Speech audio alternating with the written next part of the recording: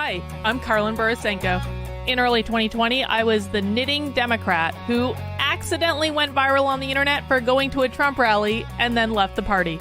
I became the conservative darling, was on all the shows, traveled around the country, and then realized that conservatives were no better than Democrats. If there's one thing that I've learned, it's that both political tribes are two sides of the same coin. But it wasn't all bad. On my journey, I became obsessed with understanding the woke ideology and the culture war. I broke the story of the city of Seattle doing segregated training with its employees. How bad has this stuff become? The city of Seattle has now put out, I'm not kidding you, this is according to Dr. Carolyn Borisenko, who's an organizational psychologist. The city of Seattle asked its white employees to voluntarily spend a day off in a training about their internalized racial superiority. I broke the story that led to the first ever federal lawsuit against critical race theory in the schools. I broke the Coke Be Less White story, one of the biggest anti-woke stories of all time. It got over 30 million views. Coca-Cola's corporate headquarters even had to change their outgoing voicemail. Throughout the past few days, you may have seen inaccurate reporting on the content of our recently launched diversity, equity, and inclusion training program. I exposed the schools in Burlington, Vermont for grooming middle school children live on the internet. They called me an unwoke cult leader for that. And the Vermont Human Rights Commission slandered me publicly as being a hate channel. I even got called a hero in Breitbart for exposing that the Washington Post was writing a hit piece on Christopher Rufo. I have broken story after story after story about what's going on in the public schools, from Cambridge, Massachusetts, to autistic sex education, to the Department of Education in Michigan, literally training teachers all over the state how to groom children. I wrote a book called Actively Unwoke, the ultimate guide for fighting back against the woke insanity in your life. I host a podcast all about fighting back, and I'm downloading all of my knowledge to you on my Substack, carlin.substack.com. The world is a crazy place. We are literally surrounded by cults on all sides. On this show, we're going to do a deep dive into all aspects of the culture war, and I will show you the dark, dystopian underbellies on both sides. Here are the commitments I'll make to you. I will always tell you the truth. I will always bring you receipts. And if you stick with me, I promise you will see the world differently. Welcome to the cult. Please mount that like button for me and subscribe if you feel so inclined.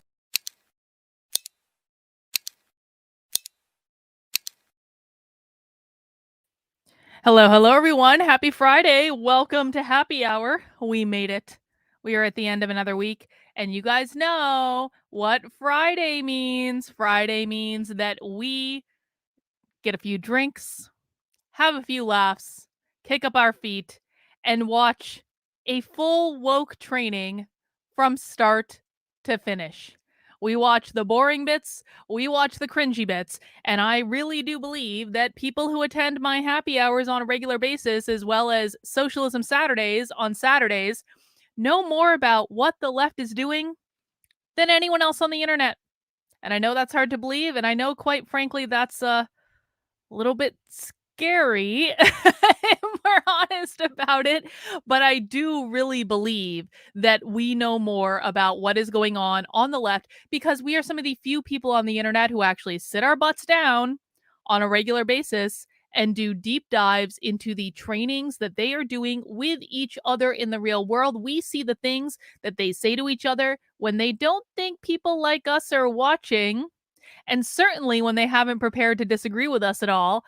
And so because of that, we know more about what's going on the left than anyone else on the internet. And, that's just the way it goes.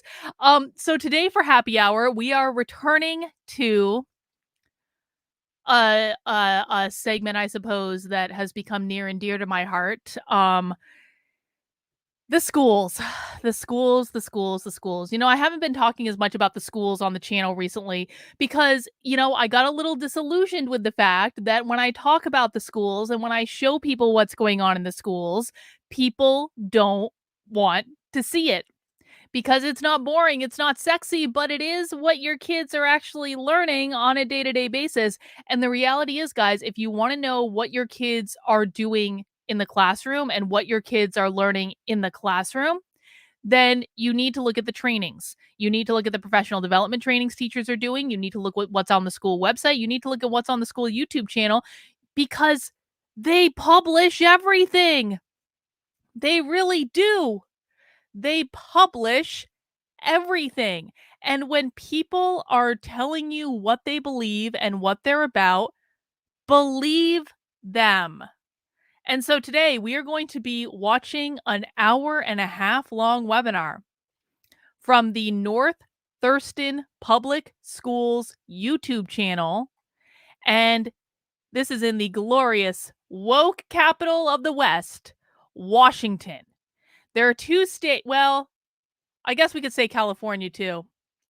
So if you're looking at schools in California, if you're looking at schools in Washington, and if you're looking at schools in Oregon, you better believe you're going to find some bullshit going on.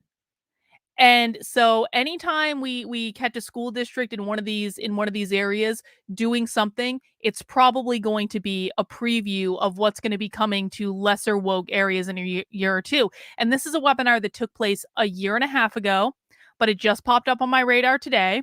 And it is called Supporting LGBTQ plus Youth and Families webinar. You can see it is on the North Thurston Public Schools YouTube channel, and we'll pull that up real quick. We'll take a look around. And the description of this is short and sweet, a recording from the May 10th, 2022 virtual webinar featuring expert panelists from the Lambert House, GLSEN, Pflag, and Klatch. I don't know what Klatch is. Answering questions and more. Now, I wanted to watch this for a couple of reasons. Number one, I did notice that both GLSEN and Pflag were represented. GLSEN, of course, is the organization that has that we've actually been monitoring GLSEN for a while, but like it's kind of recently busted its way into the public consciousness because GLSEN is the organization that worked with Target on the Pride Month stuff. And so all of a sudden, everyone found out about GLSEN. Well, GLSEN's been around for a while, and they've been doing this stuff in schools for a while. And so they do have a panelist from GLSEN. They also have a panelist from Pflag. Now, Pflag, when I first learned of Pflag, a long ass time ago, it was an organization for parents who had gay kids, and it wasn't really that big of a deal, and it kind of made sense.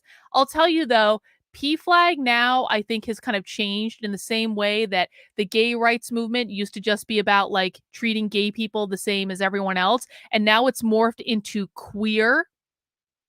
And queer is a whole other thing. It's kind of the same with Pflag. Pflag kind of like used to be one of those normal things, and then slowly over the course of time, it morphed into something different. And I'll tell you, so when I was at the Socialist Reproductive Justice Conference several months ago, there was a Pflag mom there.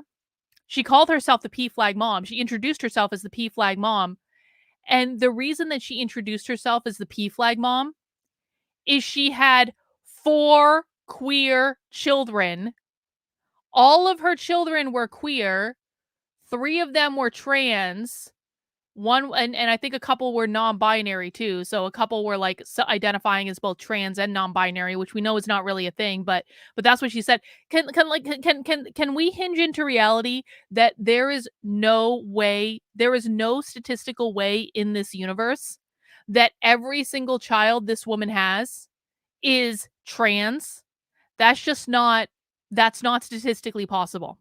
And so those are the types of people that I think are attracted to organizations like Pflag. That's not to say that everyone attracted to Pflag is crazy and obviously has Munchausen's by proxy, but that one sure as shit did.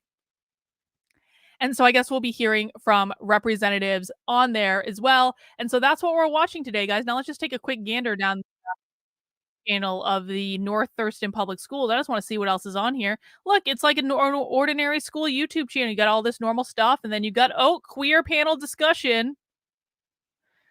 And so it's one of those things where if you have kids, you need to make sure, if you have kids in school, you need to go on all of your school social media, and you need to make sure you're watching everything, listening to everything, listening to them talk about what they're doing, because I promise you, your school districts are doing way more stuff than you even know about.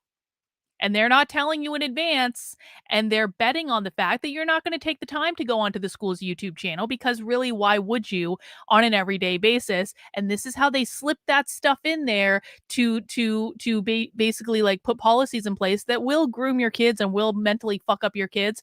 And this is how they're doing it, and they're doing it right out in the open, and they will tell you what they're doing. You just need to watch for it. So we got a couple of orders of business before we get started. Number one, please make sure you are subscribed to my Substack. That is Karlyn, Karlyn, .substack.com. The latest article I posted is a new article in the Woke Mind series. The Woke Mind series is a series where I'm breaking down the psychology of the woke left in plain English, and I'm explaining to you why they do what they do. And the latest article I wrote is how the left plays the power game.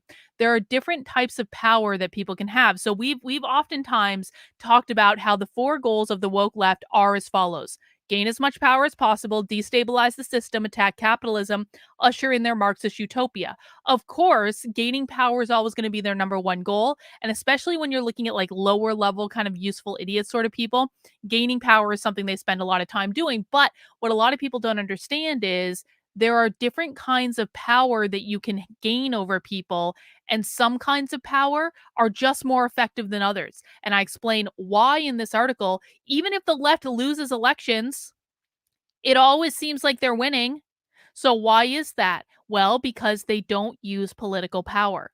You can find out what kind of power they use when you read that article on my Substack. I also want to call attention to this article up here, Krasenstein's public struggle session. It's actually funny. I popped into a Twitter space that Brian was doing with his brother about the new announcement by Elon Musk that they're going to remove the block feature on Twitter. And so I got to speak in the Twitter space today, and Brian said, "Karlyn, I watched your video about my struggle session and it was pretty great." And I was like, "Oh, thank you, Brian. Don't ever take the bait and get suckered into a struggle session again." And so I do appreciate that. Shout out to Brian. Thank you guys for having me in the space today.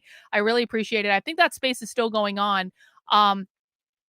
I don't know how I feel about this block button thing. I don't like it, but now Twitter apparently is talking about making the mute button stronger, where like people can still see your post, but they can't respond to it, or they can't like retweet you. So I think I could, go along with that compromise. I guess we'll see what happens on Twitter, but that's another story for another day. Definitely make sure you subscribe to the Substack. And if you do want to support the work I'm doing, please sign up for $8 a month or $80 a year to financially support the work I'm doing. You get access to a variety of perks, to include 2 Zoom calls every single week with me and my supporter community on Mondays and Wednesdays. You get access to the supporter Discord. You get access to our movie nights that we do in the supporter Discord. I was just looking to see which movie won the poll in my locals community to see what movie we're going to be watching this week. I will tell you in 1 second, but we do movie nights every single Sunday in the supporter Discord. And so you can come and join us for that. And we do them at 8 p.m. We watch a new movie every week. There's also a writers group that takes place on a weekly basis in the Discord. And so you can join for that. Oh, we're watching The Breakfast Club. We're watching The Breakfast Club on Sunday at 8 p.m. Great movie. If you've never seen The Breakfast Club, definitely come and join us. We do trivia, we do discussions, stuff like that. So that'll be really great. Another way you can support the work I'm doing is by heading over to the Unwoke Art store, which is unwokeart.com, link in the description below. And this is where you can get all my cool merch. I really do believe I'm starting to have like some of the best merch on the internet, not to pat myself on the back too much, but it's really, really cool. The featured limited edition t-shirt right now is the Trump Indictment Victory Tour 2024 t-shirt. It is based off of concert t-shirts that you would get if you went to a show, with a cool Trump design where he's doing the victory symbol on the front. And then on the back, I have every single indictment that Trump has received so far printed on the back, just like you would get if you went to a rock concert and got a t-shirt with the tour dates printed on the back, except this is an indictment victory tour, not a real tour. And so we've got every single indictment that Trump has gotten so far printed on the back. And I got to say, I'm fingers crossed he doesn't get any more, because I'm starting to run out of space. And I would have to rejigger the whole back because there are a lot of indictments. So a thing you can do to show support for Trump, or not show support for Trump. I mean, I feel like I'm at my best when you look at something I've made and you don't know what side I'm on. And I feel like the left can wear this shirt and be excited about Trump getting indicted, or the right can wear this shirt as a giant middle finger to the left. I feel like it can be interpreted both ways. And so you can get that on the Unwoke Art Store right now. That's available for limited time only. Also, lots of other great merch on there, to include the special All Tears Are Tasty tumbler, and you can get it on other designs too: mugs, t-shirts, hoodies, all that stuff. This is one of my favorite designs that I've ever made, because it's the laughing skull, laughing at all the tears that we are lapping up. We don't just drink liberal tears on this channel. We don't just drink conservative tears. All tears are just fine with us, because everyone is crazy except for us. And there's all sorts of other great stuff in the Unwoke Art Store too: t-shirts, hoodies, stickers, water bottles, mugs, all sorts of great stuff. And all your purchases do go to support the work I'm doing, and you get a cool piece of swag that you can wear in the process. All right, guys, our last order of business, now that we've gotten through all the preambles, is I need everyone first to mount that like button for me. Mounting the like button lets YouTube know to recommend the stream to other people. So we want to make sure we're inviting in as many friends as possible. So please do make sure you mount that like button. There is a shocking disparity between the number of people who are watching right now and the number of people who have mounted. If you don't want to mount, you can rub, you can caress, you can blow a kiss to the like button. You can do whatever you want to the like button. It's your business. I just don't smash it. We're not hooligans on this channel. We don't smash things. All right. But come up with a creative way to show your affection for the like button, and I would really appreciate that. But the biggest thing that we have to do is I got to show you guys my beer, because we do have a tradition on Happy Hour. I go to the craft beer store. I get 4 beers. Not that I'm going to drink all 4 beers, but the rings come in 4, okay?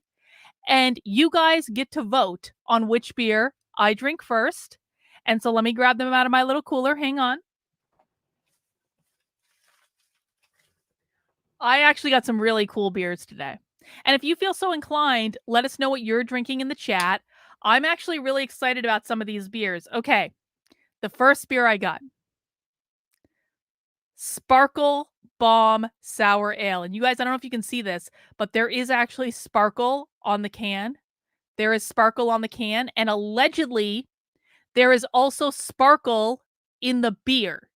So this beer is supposed to be sparkly, and it says brewed with raspberry, sweet cherry, lime, sea salt, and glitter. Yes, bot. It is a purple glitter beer. Allegedly. I don't know how much glitter there is, but allegedly it says it's brewed with glitter in the beer. And so that's pretty great. That is our first option for today. Our second option is one that I've actually had before, but I don't think I actually had it on stream, and it's called Coconut Sizzle. And this is from Magnify Brewing Company, and this is just really effing good. It's a sour ale with coconut gelato, coconut and marshmallow. It's bright white. It tastes like a pina colada. It's so good. So I had to get it again. I saw the last one at the beer store. I was like, I'm going to snag that up. So that's our Coconut Sizzle. That is option number 2. Option number 3 is, I'm a big fan of orange creamsicles. I actually haven't had an orange creamsicle in years, but they're really effing good. And so because I haven't had an orange creamsicle in years, I had to get an orange creamsicle beer, obviously, because if we're going to have dessert, we might as well have beer at the same time. And this is called Orange You Glad. This is from Long Blue Cat Brewing. And this is an orange creamsicle sour ale.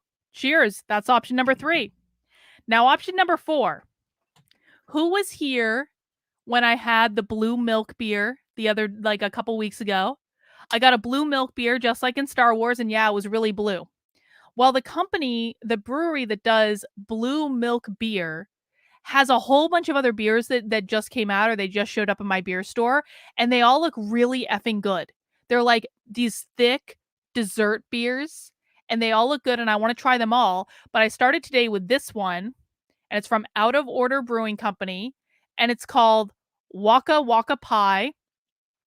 And this beer is brewed with copious amounts of banana, graham cracker, cake batter, whipped cream, and lactose. So that's going to be our banana cream beer. So guys, I am putting the poll in the chat. the options that you have, and this poll sadly is just on YouTube for the moment, but I apologize to everyone on other platforms. If you want to vote in the poll, come over to YouTube. It's just the way it goes. Poll is in the chat. We have sparkle beer. We have coconut beer. We have orange creamsicle beer. Or we have banana cream. Let us know in the chat which one you want me to start with. And while you guys are voting, I'll get the sound set up for this and we'll see how it goes. If you just got here, please do make sure you mount that like button for me on the way in the door. I would really appreciate it. Let's see. What's going on? Why can't I see my chat? Why can't I see my chat? Oh no. I don't know who's winning in the poll. Can someone tell me who's winning? It's still not, the poll isn't there? Oh no, something has happened. I don't know why the poll disappeared. There's just spinning on my end. All right, chat in which beer you want me to drink. Do you want me to drink sparkle, coconut, orange creamsicle, or banana cream? Just chat in. I can't see the chat either. The chat is just spinning on my end, so I apologize. Let me know which one in the chat, guys, you want me to drink. I don't know what else I can do. We're doing it. I did see a lot of votes for sparkle. Sparkle, sparkle, sparkle, sparkle, sparkle, banana, banana. All right, let's do sparkle. And I'll do banana second, okay? Is that a fair compromise? Sparkle first, banana second. We're doing sparkle first. Executive decision, all right?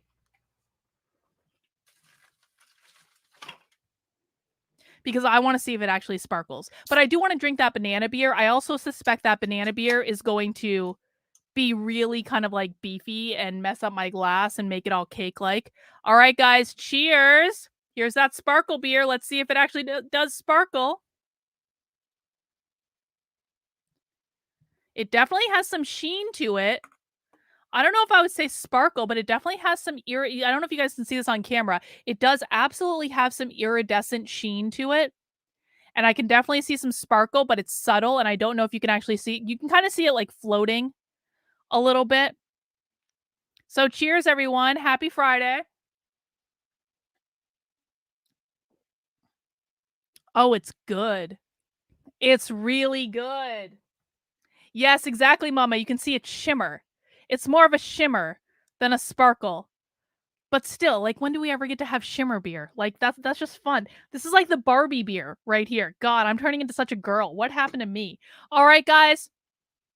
We are watching a webinar from the North Thurston Public Schools all about supporting LGBTQ plus youth and their families. Remember, this is a webinar that was given in a school district with taxpayer dollars talking about how they're supporting, and I'm going to use quotes, supporting LGBTQ plus youth and their families.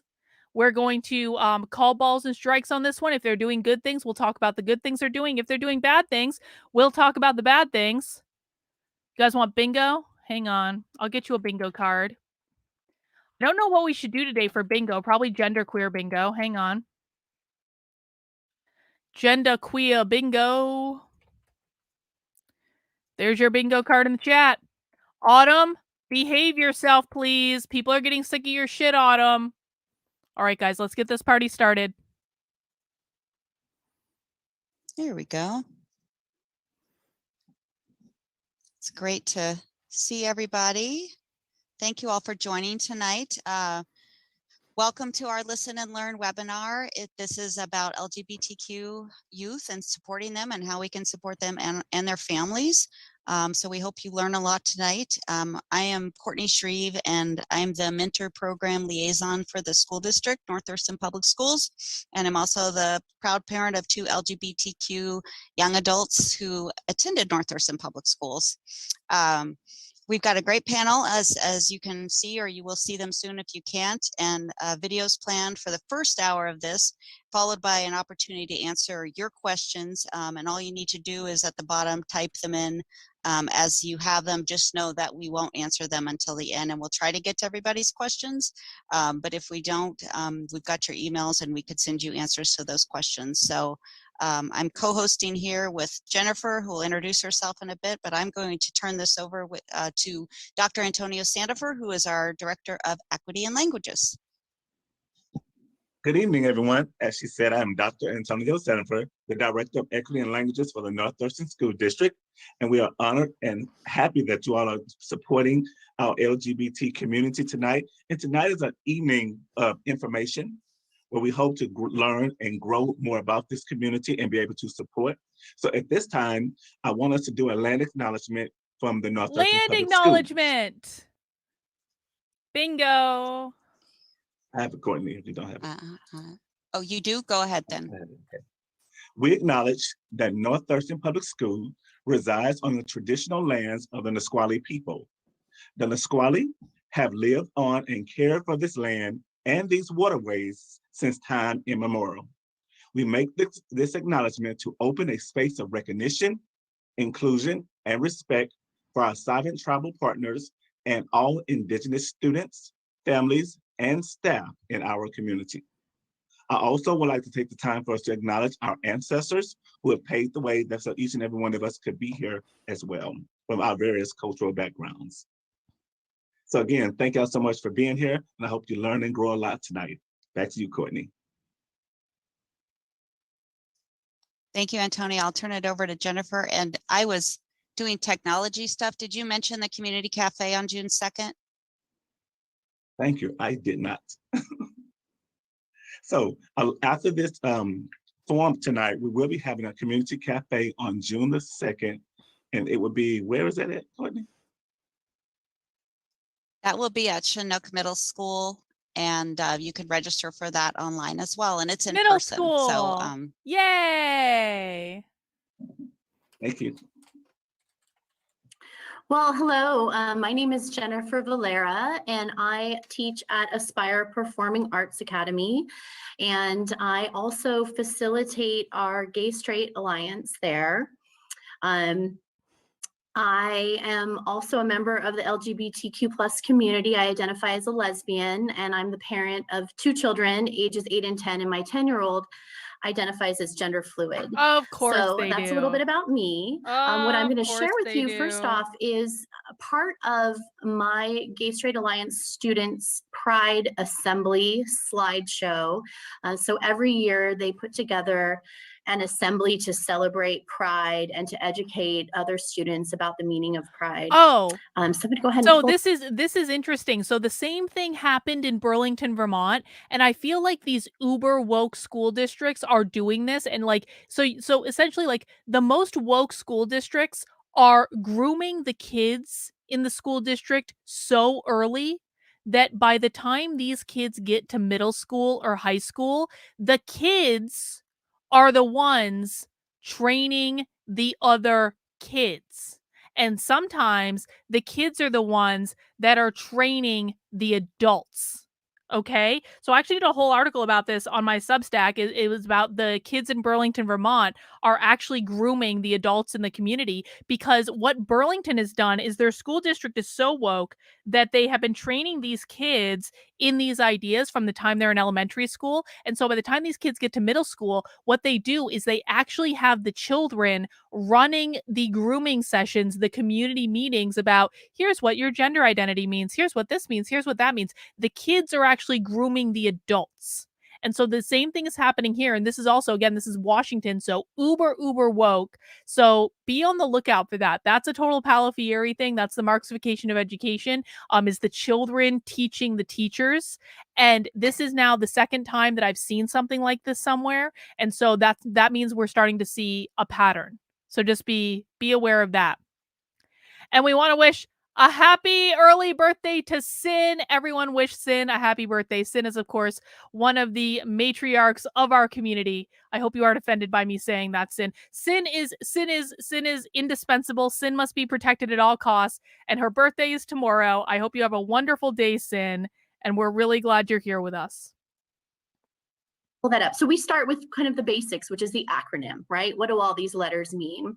And this is student created.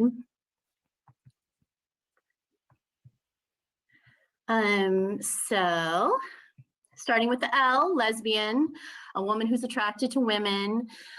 G for gay, a man who's attracted to men. It's also an umbrella term often used to represent anybody attracted to the same gender. They define bisexual as someone who's attracted to two genders. Transgender as a person whose gender identity differs from the sex they were assigned at birth. Q for queer, often as an umbrella term, really a reclaimed slur, was once used as a slur, reclaimed by the community as an umbrella term to represent anyone who doesn't identify as heterosexual or cisgender. It can also represent questioning for individuals who are questioning their sexuality or gender identity. Queer doesn't really mean that. That's what the useful idiots think queer means, but queer doesn't really mean that when you look at the origin of where the language is coming from and what they're doing by trying to infuse it into the culture like this. So what you're seeing here is this is the result of queer Marxists and queer activists doing concerted efforts and concerted campaigns to infuse the term queer into the language, because the moment that you control the language is the moment that you control how people think. And so when you're inserting a new term into the language, you have to take it slow. It's a gradual adoption. And so you insert the term into the language, meaning something rather innocuous, meaning something that most people can like, oh, that's actually like a pretty reasonable thing, right? And so this definition of queer being a term for those who do not identify as heterosexual or cisgender, that's not what queer means. Queer means to destabilize normative culture. That is the definition that critical queer theorists use for queer. But when it gets translated through the game of telephone and it reaches this level, this is how they transition people into using the word and adopting the word without truly understanding the origins and the meaning. And that's why it is so important that people understand the origins of the word that you are using. Exactly, Steve. Queer is not about your gender.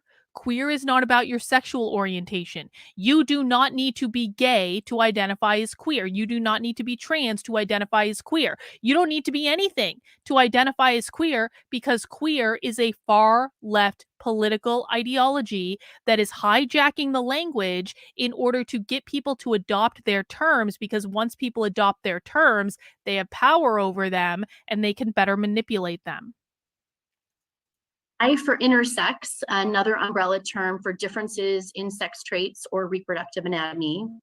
And then the letter A has a few different meanings. It can stand for ally, aromantic, asexual. So the idea of the aromantic is not experiencing romantic attraction, asexual, not experiencing sexual attraction. And of course, an ally is someone who supports the LGBTQIA+ community. And then the plus recognizes many other letters that aren't in the basic acronym. A really important one, because many of our students identify this way, is non-binary, which is someone who Why do many of your students identify that way? So that's an overview of the acronym. And let me go ahead and stop sharing. Many of our students identify as non-binary, no big deal. A short video from one of my students, Onyx, who is an 8th grade student at Aspire. Onyx is co-president of the Gay Straight Alliance, and this is just an example of their student voice around how parents can best support LGBTQIA+ students. So I'm going to let Courtney go ahead and play that video. Oh, and I hear the volume on it is a little quiet, so if you're having trouble. Hang on, Sam is making a good point. We do not make fun of kids on this channel. We don't do it. Everything you say here is public. I don't want to be associated with making fun of kids. Kids are victims of this ideology. We do not make fun of children on this channel, even when they're saying crazy things, because they've been taught to say those crazy things by the adults that they trust. So thank you, Sam, for pointing that out. We appreciate it. Trouble hearing, you might want to turn your sound all the way up.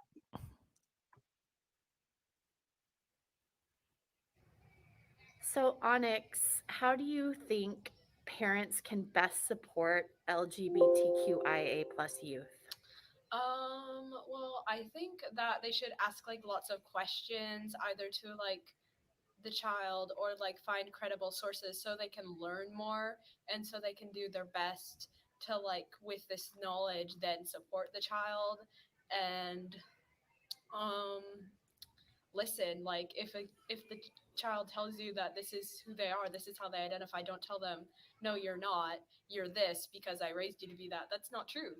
They are who they are, and no matter what, you can't just change that. And if their identity does change, support them anyways. Don't say no you said this. Well, this is what they're telling you now. Just if they tell you that's how who they are and what they identify as, then support them. And if they're comfortable with it, help them tell other people. Like if your child is trans, remind other people about any name or pronoun changes and don't just go along with it because it's respectful. Tell them so your child can feel safe in the environment they're in. Now, I know you have very supportive parents. Do you know any other LGBTQIA plus students who don't have supportive parents, and what is their experience like? All my friends that like don't have supportive parents feel uncomfortable telling their family about who they are, and a lot of them just haven't come out, or when they have come out, they've been forced to go back into the closet. Oh, and bullshit. Say, oh wait, no, I was wrong, and pretend to be the perfect straight. Does anyone... Now, I'm not questioning this, and I know the volume is probably a little bit different because their volume is really soft, but I'll try to speak softly, okay? I'm not questioning this person's lived experience. I'm just saying that in the state of Washington, I don't believe you when you say that kids who are coming out to their parents are forced to go back into the closet. I don't believe you. And the thing of it is again, it's not this child's fault. This person has been lied to by adults that they trust. So it's not their fault. But what this kid is doing, I really hope everyone can see this. This kid didn't come up with those talking points. This kid is repeating the talking points that adults have given them. The language that they're using did not come from their own brain. It came from books that adults gave them to read. It came from things that adults taught them in the classroom. It came from videos that they watched online and they integrated that language. But this is not language that's coming from someone this age. And that's the scariest part of all of this when we look into the school stuff, because you can see these are kids, but they're using language that they're parroting from the adults in their lives that have taught them things that are not correct. And it's not their fault, but this is shaping who they are and how they see the world. Great kid that their parent wants them to be, and they're not happy. They're like clearly sad that their parents won't support them for who they are, and it like takes a bad effect on your mental health to have like your closest family members like deny you who you are. And it's horrible seeing that people are out there like not supporting their kids and the effect that it has on their kids. Oh, they put that on YouTube. Oh, isn't that nice of them to put that Jennifer. video on YouTube? Okay. And if you joined us a little bit late, the question and answer, just type your question in the Q&A and we will get to that at the end of the meeting. Hopefully people are able to hear. We are recording it so you can view it later if you have technical difficulties. Now we've got another video that we are going to share, kind of an overall look at why we're having this webinar tonight.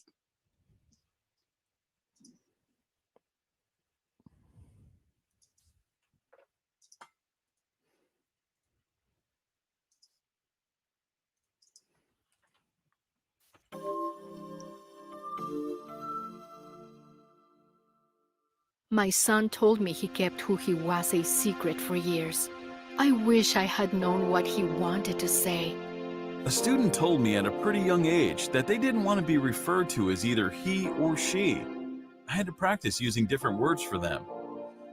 When she was a young adult and told me that she had feelings for another girl, she said she always knew this, but was afraid to talk about it. I love her so much. At first, she was holding hands with her friend because that's what young girls do. Then she was bullied for it, and I didn't understand what was happening. I wish I'd known more.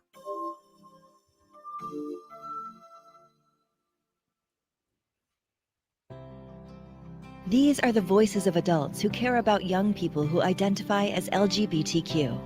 LGBTQ stands for lesbian, gay, bisexual, transgender, or queer questioning. Youth who identify as any of these orientations or statuses are at significantly increased risk for mental health problems, bullying and other violence, homelessness, substance use disorder, and even suicidal thoughts or behaviors. Because of the vulnerability of LGBTQ youth, it's critical for adults to be mindful of ways to better listen to the voices of these young people. Keep a few simple ideas in mind. Developmental stages. Friendships form in childhood, and romantic attractions in others can begin in adolescence. For adolescents, a desire for friendship or a closer connection with another person is normal. Pay attention to how and when the young people in your life express their romantic attention to others. How they want to express themselves at this point in their lives may include their identity as LGBTQ. Cultural influences. People receive messages from friends, family, their communities, and the media about what is acceptable. Negative messages about LGBTQ identity can be a significant reason that talking about their personal lives can be so hard. Being open to who they are and who they want to be can be the most difficult experience of their young lives. This is really gaslighting, and it really pisses me off that this is going on a psychology website, because this is gaslighting. Listen, I completely understand that, and quite frankly agree with the fact that adults need to be open to kids and teenagers especially exploring who they are and how they show up in the world and who they love and who they desire and like all these things, because like you just need to be like kids. Teenagers have always experimented. Teenagers and like people in like their 20s, like in college and stuff like that, people will always experiment. People will always explore. We try things out. We try on different clothes. We try on different hairstyles, different hair colors. We try on different lovers, different partners, different boyfriends, girlfriends, things like that, because that's how you learn what you want. So I'm not saying anything about like people shouldn't like who they like or love who they love. People should be able to do all those things. That's not what this video is, though. That's not what this video is. This video is about getting parents to be docile when the schools teach their kids that they're gender fluid or gender queer or gender non-binary or et cetera, et cetera, et cetera. Because I'm sorry, guys. I'm sorry. There is such a thing as the androgyny, and there is absolutely a thing of like playing with clothes and playing with fashion, playing with style, playing how you present. Like there are girls who are going to be more masculine. There are boys who are going to be more feminine. Androgyny is a cool thing to play around with. But this gender stuff is bullshit. The non-binary stuff, you might not like that you were born with male genitalia or female genitalia, but that's the reality. And are there intersex people? Sure, but they're a really small minority. And like, I really just wish if you want to like, I don't know, man. I don't want to say like you shouldn't be allowed to identify as non-binary, but can we all just acknowledge that non-binary is kind of bullshit? It just is. Like, we're all a mix of masculine and feminine. No one is totally the female stereotype or totally the male stereotype. Non-binary is just a way of reinforcing the social constructs and the stereotypes that these people claim to hate. That's all it is. It's saying that if you aren't the perfect Barbie girl or the perfect male Chad or whatever, that you're in the middle somewhere, and that's just not the truth. Okay? And this video is about gaslighting parents into believing that they just need to accept that their child is queer and gender fluid and genderqueer and non-binary and their identity is going to change every single day. Why can't we just say, you are allowed to experiment with clothes. You are allowed to experiment with fashion. You're allowed to experiment with your appearance. You are allowed to like who you like, love who you love. You're allowed to date whoever you want to, figure out what you like as long as you're safe. You don't want, kids running around. But like, all of this stuff about like you have to accept whatever identity they declare they are on any given day, that's not reality. I'm sorry. I'm not saying anyone shouldn't have anything they want, but it is just not real. And this video is designed to gaslight parents into believing that they have to accept the bullshit that their children are taught in schools when they do not. Identity and pronouns. LGBTQ youth may choose their own pronouns because of their feelings about the intersection between culture and gender. Many have chosen to use non-gendered pronouns, such as they or their, in order to avoid using gender identifiers, she, her, or he, him. Their choices should be respected and practiced by others, as it is a language shift that is important to a young person. They admit that it's a language shift. Biology. LGBTQ youth will often discuss how their biological influences affect who they are attracted to and how they want to live their lives. These influences impact decisions about friendships, partners, social circles, clothes, and where and how they want to live their lives as adults. All of these factors are dealt with carefully and cautiously. No, all of these Biology factors are plays an not important dealt role with for a person carefully who and may cautiously. What are you identify talking as about? LGBTQ. Parents, teachers, coaches, clergy, community leaders, and other adults have the opportunity to listen to LGBTQ youth. Children and adolescents often express themselves according to the expectations of their home communities and cultures. The hope for all is supportive, caring, non-judgmental environment. LGBTQ youth, who are at increased risk for mental health and other problems, can be offered confidence, safety, and security in who they are and how they express themselves Why by a does trusted everyone look adult who is non-binary? willing to listen to them. True listening means there is always help, and there is always hope. Psychology is woke. Completely All effing right, woke. with that, I'm going to turn it over to our guest from Pflag, and I'm not sure which of you is going first. Dana, Diane, take it away. I got it. Hi, everyone. Thanks for joining us. So Pflag was started back in 1973.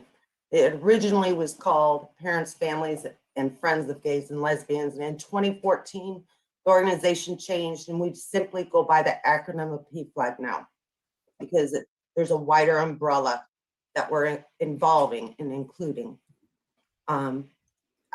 Yeah, I guess this is RJ, like you're saying off of Carlin's speech again, why can't kids be listened to and encouraged to explore and become an individual? Listen, man, I was a tomboy growing up. I had short hair growing up. Sometimes I dyed my hair blue growing up. Sometimes I bleached my hair. Sometimes I did weird things to my hair. I had piercings when I was in high school. I experimented with clothes, but mostly I was more on the masculine end.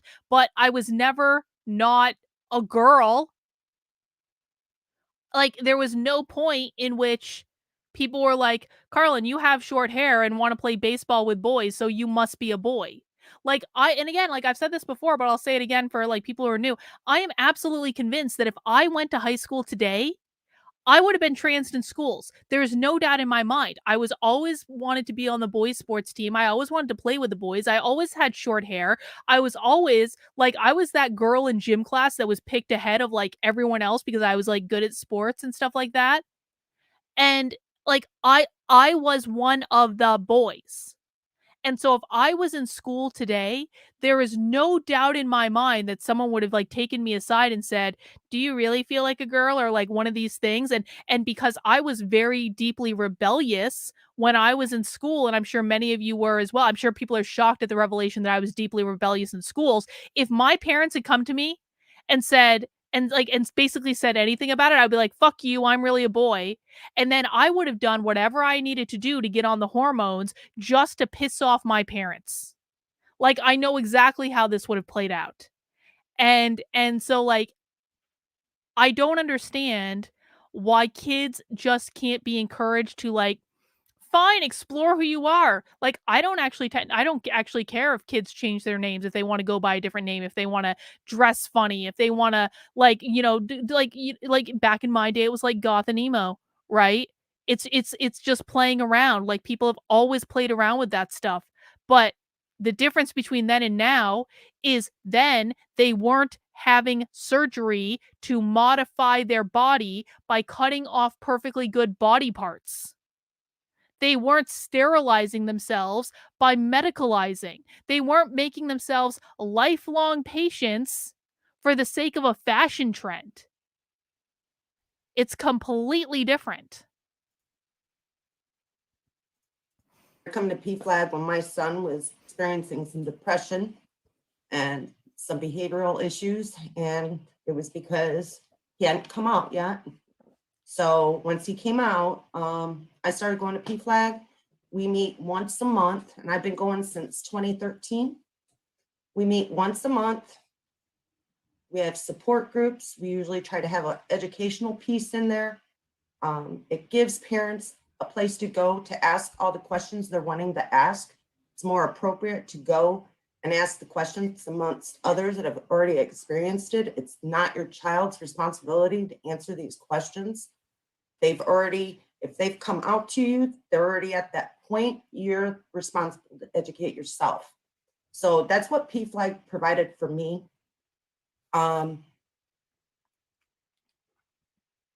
We meet second Sunday of the month in Olympia at 2 p.m. We are starting to go back in person, but there's chapters all over the place. There's a chapter in Tacoma that meets, I believe, on Thursday nights.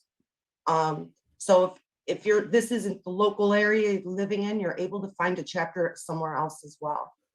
Diane is my secretary. She's been on the board. We've both been on the board for several years now. My son's also on the board. Diane? It's a family affair. Of course it is. Why wouldn't it be? Yeah, I started coming to Pflag a long time ago when my daughter Hillary came out to me. She's a lesbian. Oh, they're near Evergreen? My brother actually is that came true, out to me Sarah? first. And at that time, I didn't know what to think, right? I didn't want to think about it. I love my brother, and that never stopped. But once my daughter came out to me, I had to think about it. I had to figure out the truth for myself. So Pflag very much helped with that. I think the first meeting I went to, Dr. Patrick Chapman from South Puget Sound Community College was there. He wrote a book called Thou Shalt Not Love, What Evangelicals Really Say to Gays. That helped me, just reading this book by a scientist who was raised evangelical, who went through reparative therapy. So that's all it took for me, but I kept going to Pflag. And at one time, me and my daughter and my boyfriend were all on the board. So yeah. Thanks. But let me say this, Pflag is evolved through the years. What started as a strictly parent-based group is not that, so it's not so anymore. Our board is a mixture, and our attendees are as well. So when we get together, we'll have a program on something, but then we'll split off into separate support groups. So that allows the straight individuals to go into one area to ask their questions openly. Everything that we discussed there is educational. So if somebody says something inappropriate, or you can say it any way you want, and we're going to answer your question and then explain why the way you asked that could be offensive. Okay, it's the best learning place. But then our LGBTQ plus have an area to go and share and have support as well together. So that's pretty much it, Courtney. Do you got any questions? No, I think folks may have questions later, but if you Google Pflag Olympia, all the information is there. They've got a Facebook page. Thank you both for being here tonight. And got another video for you. So good. Another video. Enjoy. Gotta find my share thing. There we go.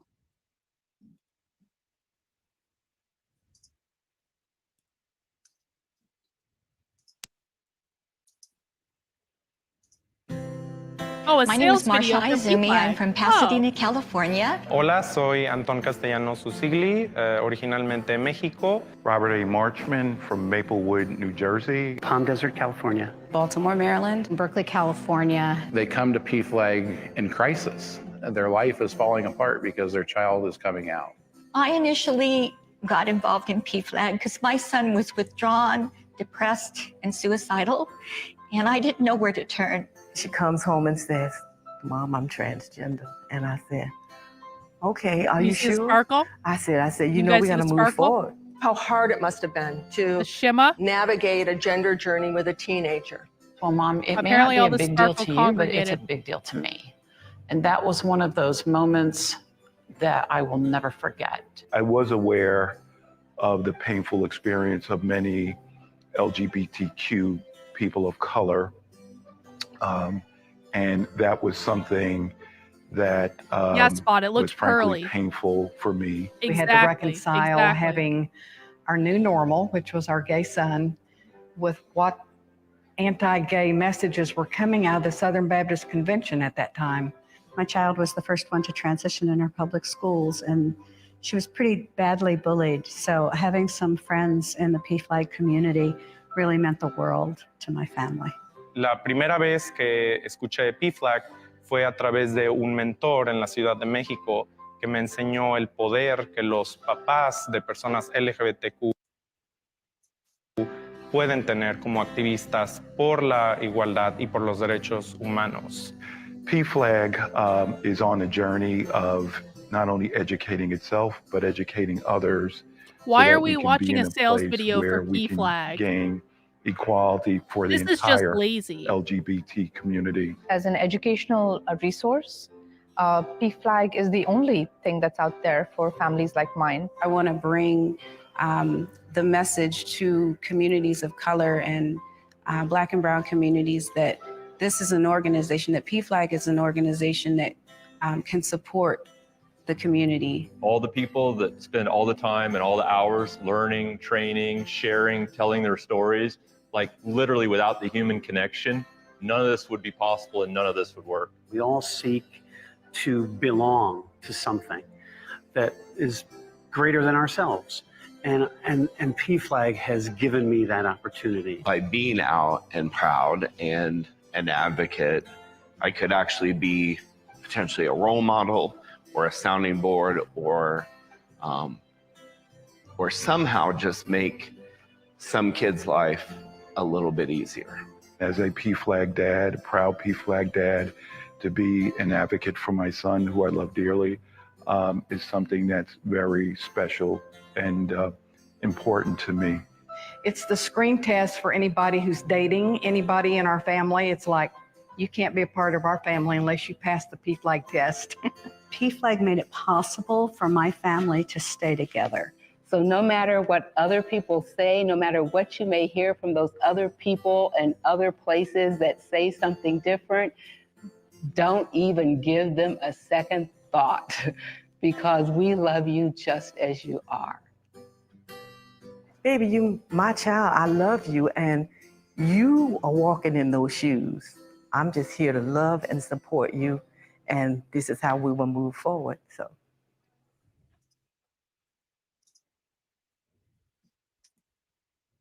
All right.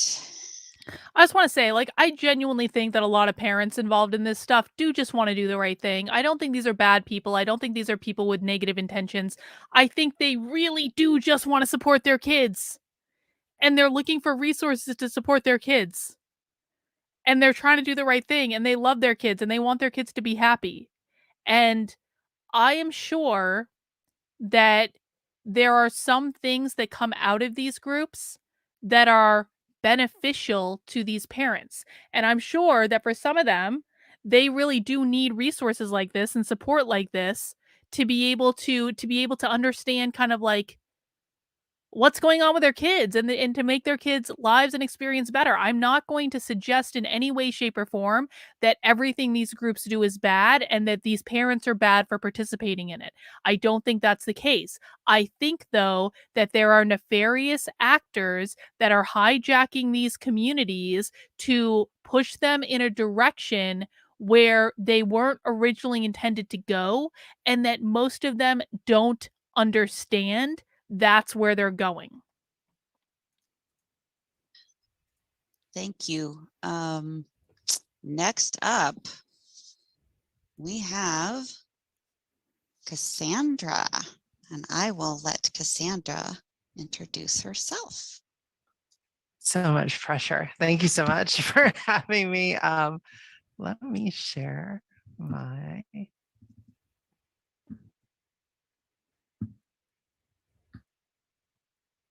Oh, there we go. Okay, so my name is Cassandra Charles Quirk. I am a facilitator at Lambert House, which is located in Seattle, Washington. It is an actual house, spoiler there. I'm also currently a grad school student at Social Welfare School at University of Washington. As you can tell, I'm a little bit older than the average student. But my background before going back to school was in middle management, so don't hold that against me too bad. And I also have a pretty large background in transgender activism. I've been in the really actually over 30 years of working in the LGBTQI+ community. Most of my background, though, is actually in the arts. I came out in the 1990s, which you can imagine as a trans person was a bit of a challenge. There weren't that many resources. The internet was not really a thing in the very early 90s for most people. So it was a little bit of a challenge to find information. And now it's great that there's so much information, but unfortunately, a lot of the same challenges for youth still are the same, even so many years later. So Lambert House, just real quick, I'm going to kind of blaze through some of this since we don't have a whole ton of time. It's a house that empowers LGBTQ youth through development of leadership, social, and life skills. What they've found through a lot of research is for a queer child that having just one adult who's a mentor and a positive force in their lives makes a huge difference. It literally makes the difference between life and death a lot of times. Kids still get kicked out of the house for being gay or being trans. It happens all the time, even in very left-leaning cities like Seattle. It's very surprising. And a lot of kids who are much more likely to be in crisis are usually kids who are gay or lesbian or bisexual or trans.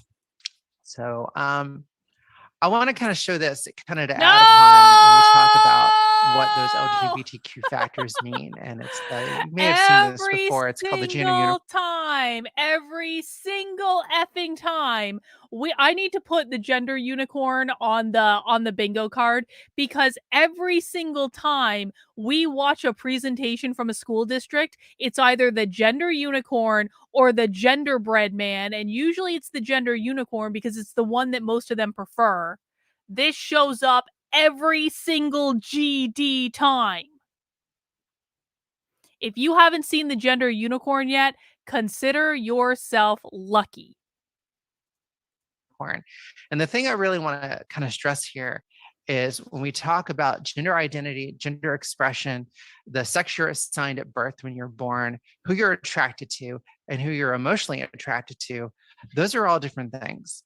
And sometimes this gets kind of pushed into a soup, and it gets a little confusing for folks who maybe aren't around rainbow folks so often. Free square for gender unicorn. Identity Free square for gender unicorn from now on.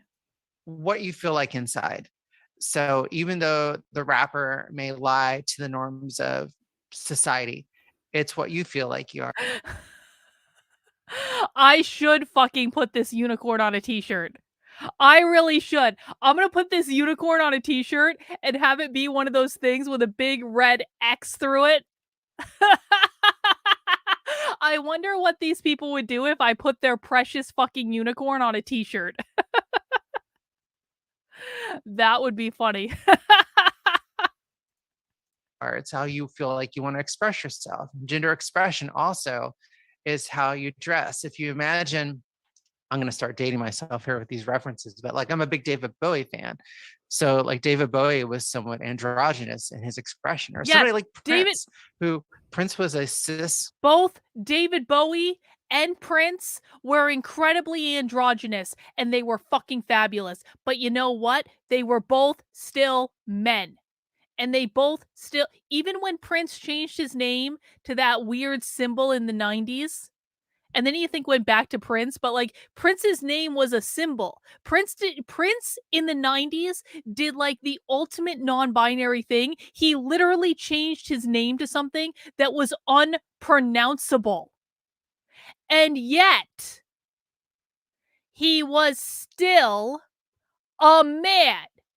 He never changed his gender. Just because he changed his name to a symbol and wore, like, did anyone ever see Prince live? Because I did. I actually saw Prince live, and it was one of the best shows that I've ever been to.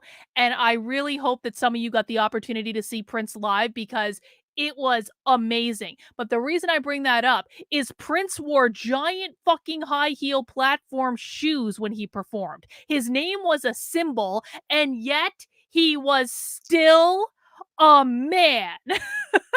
David Bowie, the ultimate in androgyny. I mean, my God, David Bowie, some of the sexiest fucking androgyny that you've ever seen in your life, and he was still a man. Gravity Goods, I'm a trans man. Are we forming Gravity Goods? If you are a trans man, if you acknowledge that there are men and there are women, and you transitioned from being a woman to a man, then I hope you're living your best life. You are welcome here. We have nothing against you at all. You want to know why? Because you still uphold the gender binary. That's really all I care about. So if you're a trans man, welcome. You are welcome here. We have nothing against you at all. And quite frankly, too, I would welcome anyone here, but like, I do not agree with this idea that there are an infinite number of genders. I think you should be able to identify as whatever you want to. I think you should be able to call yourself whatever you want to. I think you should be able to present however you want to. I think that if you are an adult and you want to have surgery or cross-sex hormones or do whatever you want, more power to you, man. I hope you're happy. All I care about is upholding the gender binary. That's it. Prince didn't become non-binary when he changed his name to a symbol, is my point.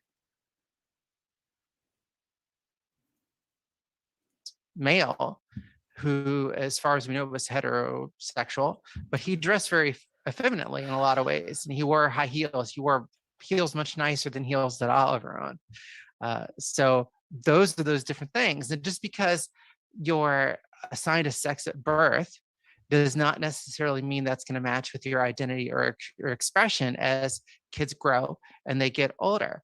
And that also has nothing to do with who you're attracted to. You know, transgender women can be attracted to straight hetero cis men. The combinations are just infinite to these things. But the important thing to just remember and really nail down is these are all separate things.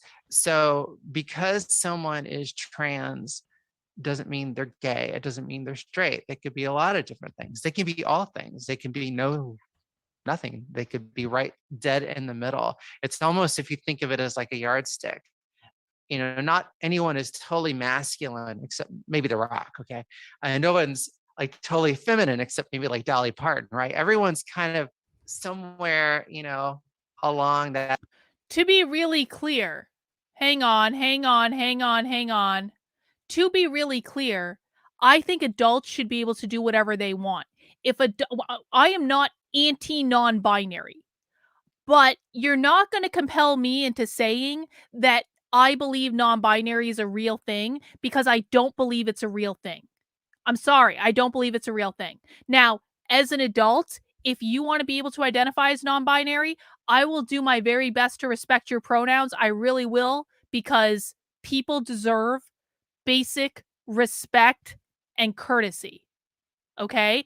But do I think that adults should be able to identify as however they want? Yeah. Do I think that adults should be able to do whatever they want with their own body? Sure. Do I think that adults should be able to dress however they want, use whatever pronouns they want? More power to you, man. It's your life. Do whatever you want. It ain't none of my business. And I will try my very best to consider you, to be considerate and treat you with respect and courtesy, as long as you're not trying to force me to do anything. That's the problem that I have. And I also have a problem with teaching kids about this stuff. Let them explore, let them experiment, do whatever they want, but don't teach them about this stuff with taxpayer dollars in school. That's all I'm saying. Like, there are actual problems in the world. Only 26% of kids graduate from school knowing how to do math. 33% of kids graduate from school knowing how to write. 36% of kids graduate from school knowing how to read. The public schools are literally graduating the majority of their students as illiterate, and this is based off of government data that's been tracked since the 70s. I'm not making this up. This is not a political thing. I'm not a Republican. I'm not a conservative. I think they're crazy too. I don't want their indoctrination either. But in schools, we should be teaching kids how to read, how to write, how to do math, how to function as basic human beings. That's what I believe. I'm sorry if you don't feel welcome, but like, I hope you do, because we'll treat you with respect and courtesy. But I don't believe in teaching this stuff to kids in school. I'm sorry. That's just how I feel about it. That needle, right? It's not all or everything. So we talked a little about pronouns earlier, but why do people want specific pronouns? Well, honestly, that doesn't really matter. You know, it's whatever they want or whatever they prefer is what we should respect. In a social work context, we always like to think about the client as the expert. So what the client prefers or what their narrative is or their experiences, they're the experts on their lives. So if somebody comes to you and says, hey, you know, I prefer these pronouns, then you take them at the word. That's what they want to do. And they may evolve over time. They may change over time, especially with youth. We see a lot of that at Lambert House. And right now we're kind of in this renaissance of pronoun evolution and revolution. Everything changes, you know, things that seemed like science fiction when I was a kid are now commonplace. You know, we have a supercomputer in our pocket we carry around with us every single day. So things change, and that's okay. That can be a good thing sometimes, not all the time, but sometimes when things change and evolve. I always tell parents and just people in general, if you're in doubt, use they, them as a pronoun baseline. See, and that's the problem. Sure, that's the problem right there. Because that's exactly what these people want. What did this person just say? When in doubt, just use they, them as a pronoun. Why don't we default to calling everyone they, them? Why isn't that just the standard? Why is that a bad thing? To default to calling everyone they, them. Pop quiz for the chat. Why are we against this? As a default, calling everyone they, them. And it's like, and this is how it's presented. It's like, oh, you know, just like if you don't know, just be respectful. Call them they, them as the default. Yeah, I was hoping you would stay longer, but you know, what can you do? Can't help leftists.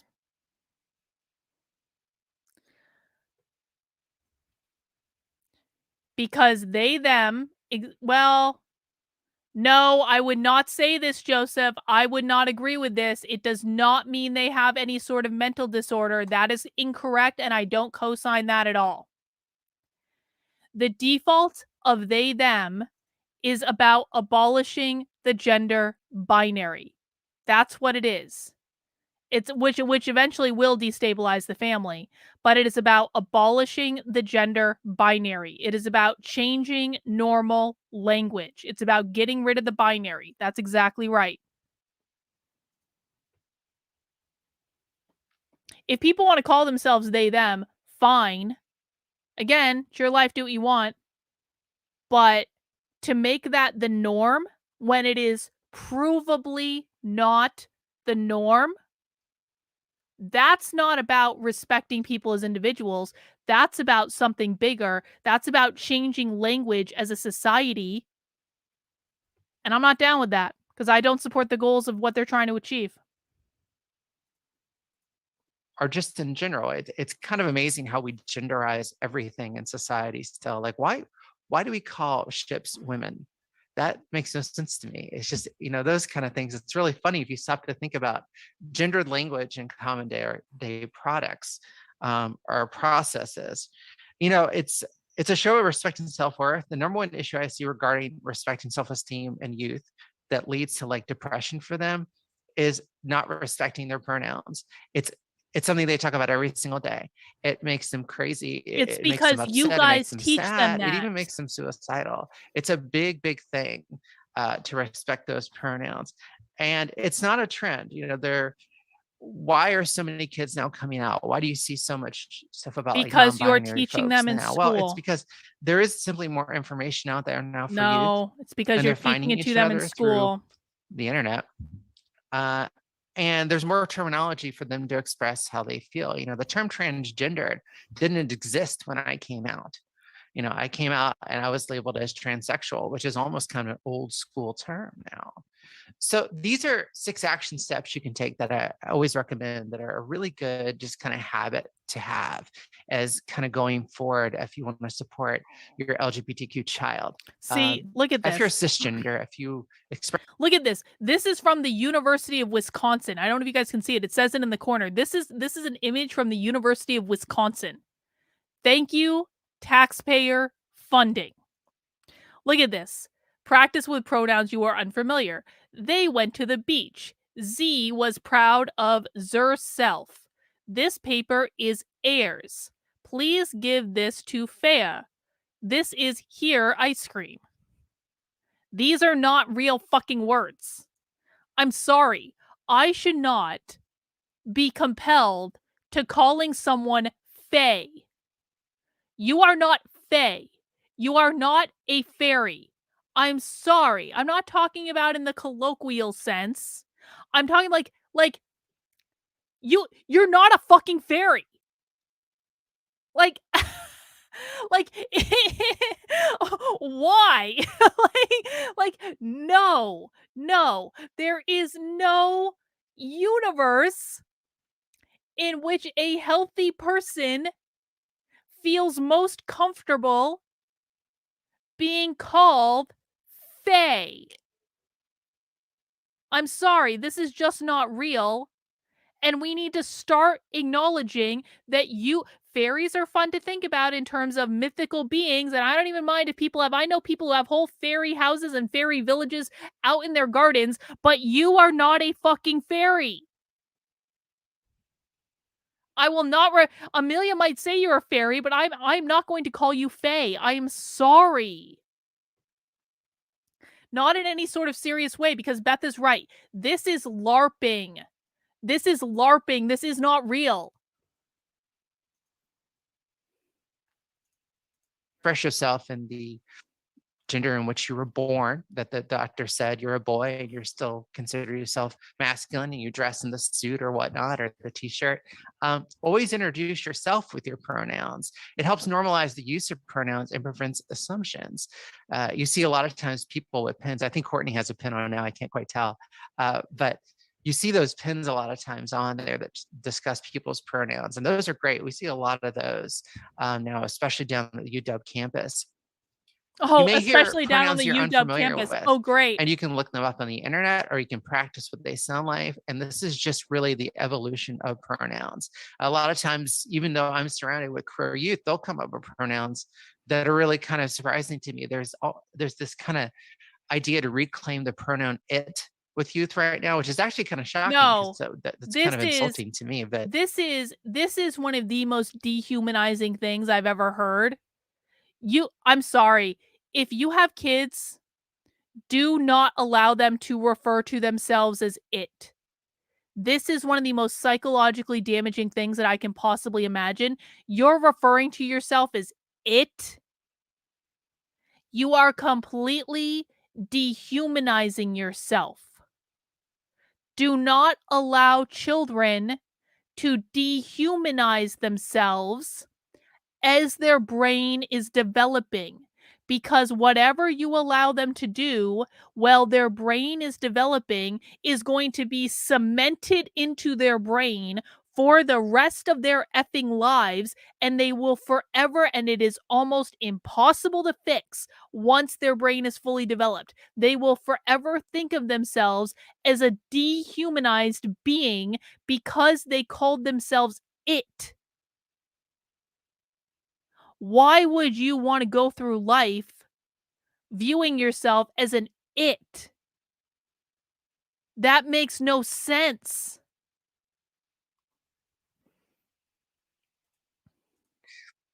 It's what's kind of going on right now. Just don't assume because someone looks or presents a certain way that that's the pronouns that they use. When in doubt, you can always ask in a private space, but always start the conversation. If you have a fundamental lack of self-worth, then you might be very inclined to refer to yourself as it. Why? Because you don't like yourself. You have low self-esteem. Guess who has low self-esteem? Teenagers. Why do they have low self-esteem? Because they're going through puberty, and puberty sucks. It sucks. And school sucks. It is one of the worst environments that you will ever be in your life.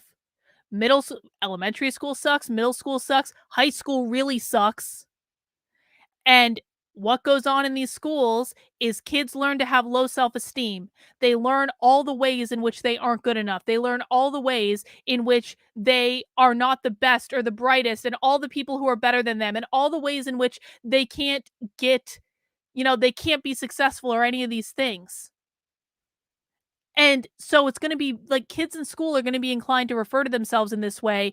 And it's because they need to, quite frankly, go through the process of building up their own resiliency and learning to step into who they really are. But if you refer to yourself as it, you're never going to get there. And you're probably going to be emotionally stunted in high school. And that's not going to work out well for you when you get into life. Rottweiler, thank you for the super chat. Because Marxism is dehumanizing, children are seen as activists, friends are seen as allies, humans are just assets for their Marxist utopia. Rottweiler, that is so insightful, and I completely agree with you. Marxism wants to dehumanize everyone to get them to assimilate, to be part of the collective. When you are part of the collective, you lose your individual identity. So it makes perfect sense that Marxists would want people to refer to themselves as it, because they're going to be much easier to assimilate to the Borg. But we believe in individualism here. We believe you can be whatever you want to be, dress however you want to dress, refer to yourself however you want to refer to yourself as. I don't really care. But kids referring to themselves as it is generally just a really bad idea. This is a great idea, Sin. T-shirt, puberty sucks. That's a really great idea. I might think about that. If you're going to have that conversation with introducing your own pronouns, it really helps kind of break the ice there. What happens when you misgender somebody? What happens all the time? I do it. I work almost extensively with queer youth. Oh, good. On a day-to-day basis. Oh, good. And I misgender kids all the time. What could just possibly apologize. go wrong? Correct yourself. Just like if you had mispronounced someone's name, and just move on, and maybe promise to try to do better in the future. If someone corrects you on a pronoun usage, just say thank you and correct yourself and just move on. It's just that simple, just like any apology. We have a really hard time apologizing in society today, like a real apology. I have no hard time apologizing. So restrain yourself from if saying, I'm actually I'm sorry wrong. If you were offended. No, don't do that. If just I'm not wrong, I and will move not on. apologize. You can watch all sorts of videos. There's a lot of great information online about topics if you're interested, and look inside organizations that you may be a member of, not just schools, but churches, and even in your workplace, and think about neutral language. See if there's a policy that supports kind of more of a neutral language, and it's this is all evolving. I can't really. This person just suggested they wanted to make it an official organizational policy to support gender neutral language. That's a really effing bad idea, but that's how these people win. They win by instituting policies and laws that are really hard to undo once they do them. So if you get a policy in your organization that you have to use gender neutral language, these people win. That's why you all need to get yourself on your diversity committees in your workplace to make sure they don't have the ability to do that. Really stress that enough, and it's going to continue to evolve as time goes on. Intersectionality is kind of a big topic, and I'm going to try to break it down in a very quick amount of time because we don't have very much time. But intersectionality is this idea that we are all multifaceted, essentially. You know, I'm Caucasian, but I'm a trans woman, but I'm also a lesbian. I'm also an atheist. So all these things, you know, my class, you know, where I came from, my culture, my dad is British, so that's kind of part of it. It's all kind of part of this intersectionality. But, you know, gender it's a construct that society has created. Gender is not real. And that kind of blows people away, and they like to get very argumentative. But gender's not real. If you think about trends and things, you know, really? go back to Prince with his ruffled shirts, right? Or Prince knew he was a man. Again with the Prince references. Prince knew he was a man. Prince was a fucking ladies' man. What are you talking about? Prince was surrounded by beautiful women. What are you talking about? Gender isn't real. And then giving Prince as an example. I think that like pink was a color that used to be considered very, very masculine. Or you look at pre-revolutionary France, how the men used to dress. They dressed like drag queens, essentially, you know, and that was considered to be very masculine. You know, powdered wigs in Britain and the legal system. You know, all these things are a construct that we've created and culturally can be very different. Now, with intersectionality, though, sexual orientation and gender identity, although they sometimes overlap and cross over with each other, again, they're not the same thing. Sexual orientation is who you love, gender identity is who you are, and gender identity can be a big spectrum. There's a lot of judgment and tropes around gender identity and sexual orientation, and these tropes can do harm. You know, Prince was a fucking alpha male sex in machine. films Yes, and he movies was. and stuff, and you see a lot of times people are really fighting for that. It's because there still isn't really a lot of great representation. When I was a kid, alpha male in the sex 70s machine and in 80s, giant if there was a platform gay shoes. character, they were usually always a stereotype, or they were the villain, or they were the first person who Freddy Krueger was going to kill in that movie. You know, a trans person was always trying to trick somebody. What are you talking about? The first person that Freddy Krueger killed in a movie was the girl who lost her virginity. Or the non-virgin. That's who Freddy Krueger killed in the movie. Rottweiler, even most drag queens know they are men performing. That's exactly right. Most drag queens don't want to be women. They're men who are dressed up doing something theatrical. You know, they were a trickster. They were up to no good, kind of like, I don't know, like Silence of the Lambs or something. They were like a serial killer. I really like this quote, infinite diversity and infinite combinations. And that's kind of how I look at the whole queer spectrum. It's actually a quote from Star Trek. I apologize for being a gigantic nerd, but it's really good to think about the fact that there is just an infinite combination, and you know, everyone is different, and that's a good thing.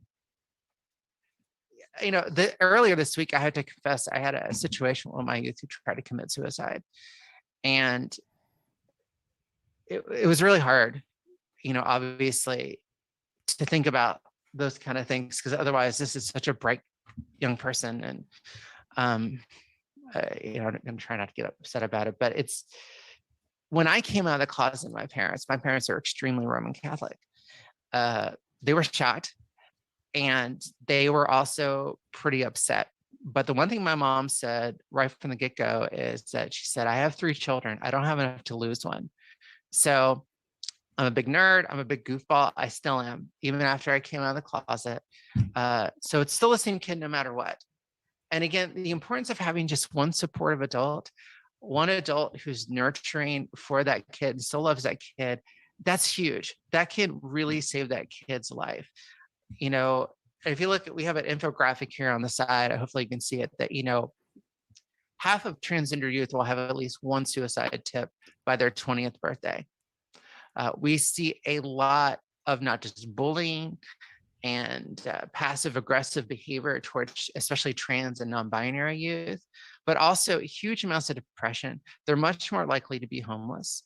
They're much more likely to drop out of school, get into substance abuse, and all sorts of terrible things. And a lot of that can be remedied by a supportive household or a supportive community or environment or that one adult. There's just a huge connection between respecting the kid and that they know what they're talking about and they are aware of their situation and believing who they are and their success as an adult and their happiness as they move forward. Courage and not confusion. That's how I always look at it when a kid comes out, that they're not confused. Kids are smarter than you think they are. And especially sometimes I talk to 12 or 13-year-old kids at Lambert House and they act like they're on their fourth divorce. They're so insightful. I don't know where they get this knowledge sometimes. And things like current legal issues, stories in the media, which unfortunately, trans people are now the new boogeymen for a lot of these laws and these kind of, you know, we'll just call it like right-wing, like extreme right-wing viewpoints. That affects those kids. It affects those kids seriously. They're aware of this. They hear, they're not isolated from all these things. And some of the stuff is terrifying these kids, and it's going to affect them in ways that are pretty profound emotionally. There's a burden being true to yourself. You know, I did not go through coming out and losing friends and family and spending a lot of money on surgery, losing jobs, surviving a suicide attempt because I thought it'd be fun. I did it because I had to do this to survive. I had to transition to be myself. And even though you did not know me when I was 21, I guarantee you I'm a very, very different person. I'm happy, I'm healthy. You know, I live in a beautiful home. I marry a lovely wife. I have a 29-year-old child who's also healthy and happy. All these things are possible. And I have a great relationship with my parents now. And it's because I came out. I'm a much more upbeat person. I'll just put it that way. And there are a lot of problems with facing the norms of society when anyone goes against the norms of society. And we're a little sheltered here in Seattle. And the further out you go, it you can are be not harder and harder sheltered in in rural Seattle, areas. We bro. see a lot of kids come in from rural areas at Lambert House that they're the ones who usually have the biggest problems because they don't have that support network, because maybe it's a little more conservative in those areas. You can see some of these statistics again with suicide, which are pretty eye-opening and should be pretty important for people to look at. So how do you create that positive and welcoming atmosphere? You can just be part of the solution and be a true ally. And to be a true ally is to do what you say. You speak up when someone is saying something or harassing someone. You can do it by micro level change. What that means is you help one kid at a time. You listen to that one kid, you respect that one kid, listen to their pronouns and their perspectives, because supporting that one child who is struggling, that actually leads to bigger change within the system. You can continue to educate yourself by seeing what the new trends are, the evolution. Again, use your voice to advocate when you see harm or ignorance, and listen without judgment and accept that truth of the others. You know, we tend to have a lot of arbitrary bias as we get older. I think it's just normal. You know, we think about the good old days of, you know, Nirvana or the Ramones and think how great it was. Well, it wasn't so great back then for a lot of people, especially wasn't for me growing up being trans. So things to think about. So, you know, thanks. That's about all I have. I know I kind of blazed through that, but I think just the one thing to if you remember anything from what I said, the client is the expert. So the child is the expert on their perspective and their life. They know what's going on with them. I knew at the age of 6 that I was trans, even though I couldn't emotionally, I didn't have the words. You know, I didn't have the vocabulary like to say it, but I knew what was going on. And So sometimes maybe you have to draw it out of kids, but you just kind of watch. And you, when they're ready to say their piece, please listen, because it's vitally important. That's what I have. I hope that was okay. Yes, thank you. Thank you so much, Cassandra. And yes, to some of the panelists, I'm aware, and I will work on that. Next up, we are going to have Sophia from Pizza Klatch. What is Pizza And Klatch? I think we were going to, we were going to have you go first, and then I'll do the video for you. Oh, good. Another sales video. Just what I was hoping my name's for. Sophia. I use they, them pronouns, and I'm the program manager at Pizza Klatch. Them. I've been with Pizza Klatch for... Are you shitting me? Does this look like a they, them? I'm sorry. If you have highlights in your hair and you're wearing giant hoop earrings and obviously more feminine clothes, and you tell me you go by the pronouns they, them, I'm not going to take you seriously. I'm sorry. This is not a they, them. This is a woman who is probably using they, them pronouns in order to signify a far left political ideology. Because that is typically what's going on when someone is using they, them pronouns. Does anyone find it to be any coincidence at all that people who use they, them pronouns almost exclusively also adhere to a far left political ideology? Is that just a coincidence? Did that just happen by magic? Because there are trans people that are conservative. There are trans people who are libertarian. There are trans people on the political right. There are very few people that I can't even think of one single person that uses they, them pronouns that does not adhere to a far left political ideology. Has anyone ever met a conservative non-binary person? Truly. Because I haven't. I've met a lot of conservative gay people. I've met a lot of conservative trans people. I've met conservatives who will actually use the term queer to identify themselves, but they do not use they, them pronouns. They just don't understand the origins of the word queer. We're still working on that, okay? But I have never met a conservative they, them. And I met a lot of conservatives. I met a lot more than the average bear.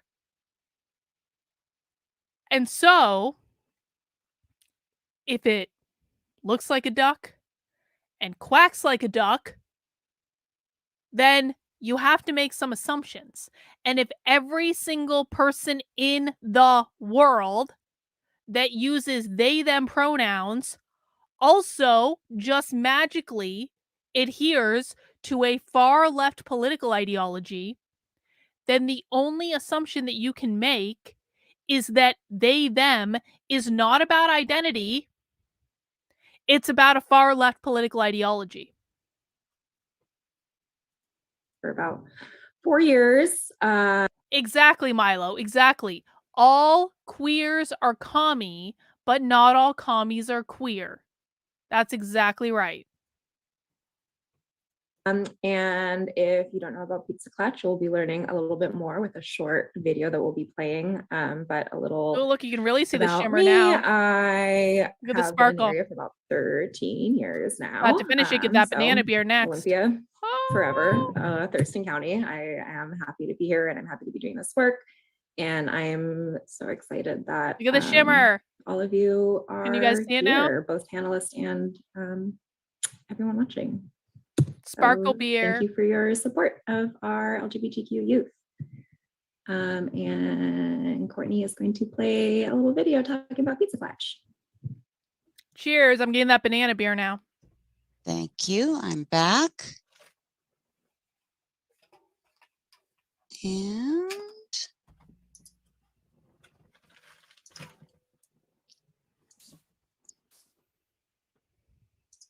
Pizza Klatch is a nonprofit organization based out of Olympia, Washington, that facilitates lunchtime support groups for LGBTQ plus youth at participating high schools in Thurston County. Klatches are held during lunchtime in a confidential space on school campuses and are run by trained LGBTQ plus facilitators. Students are in no way required to This doesn't look like a far left political ideology at all, does it? They're just going into schools. Oh my God, look at this. This is a banana smoothie. They're just going into schools and talking to kids over lunch about how they're all queer. Definitely not a far left political ideology, though. Oh, this is delightful. Cheers, everyone. Happy banana beer.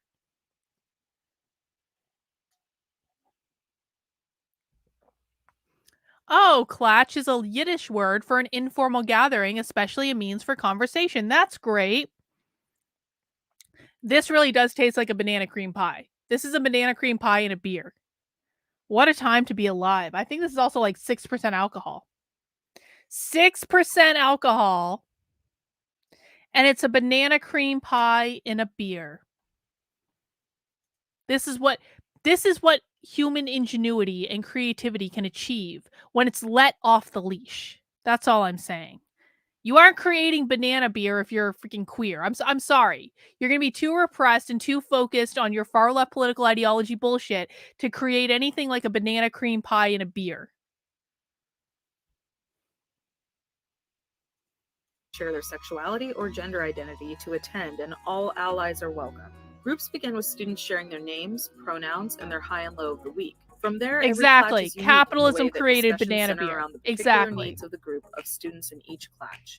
The purpose of Pizza Klatch is to give our vulnerable LGBTQ youth an outlet to share their thoughts, feelings, and to gather access to resources around gender and sexuality. Our aim is to help reduce incidents of self-harm, suicidal ideation, and to promote resilience in our students.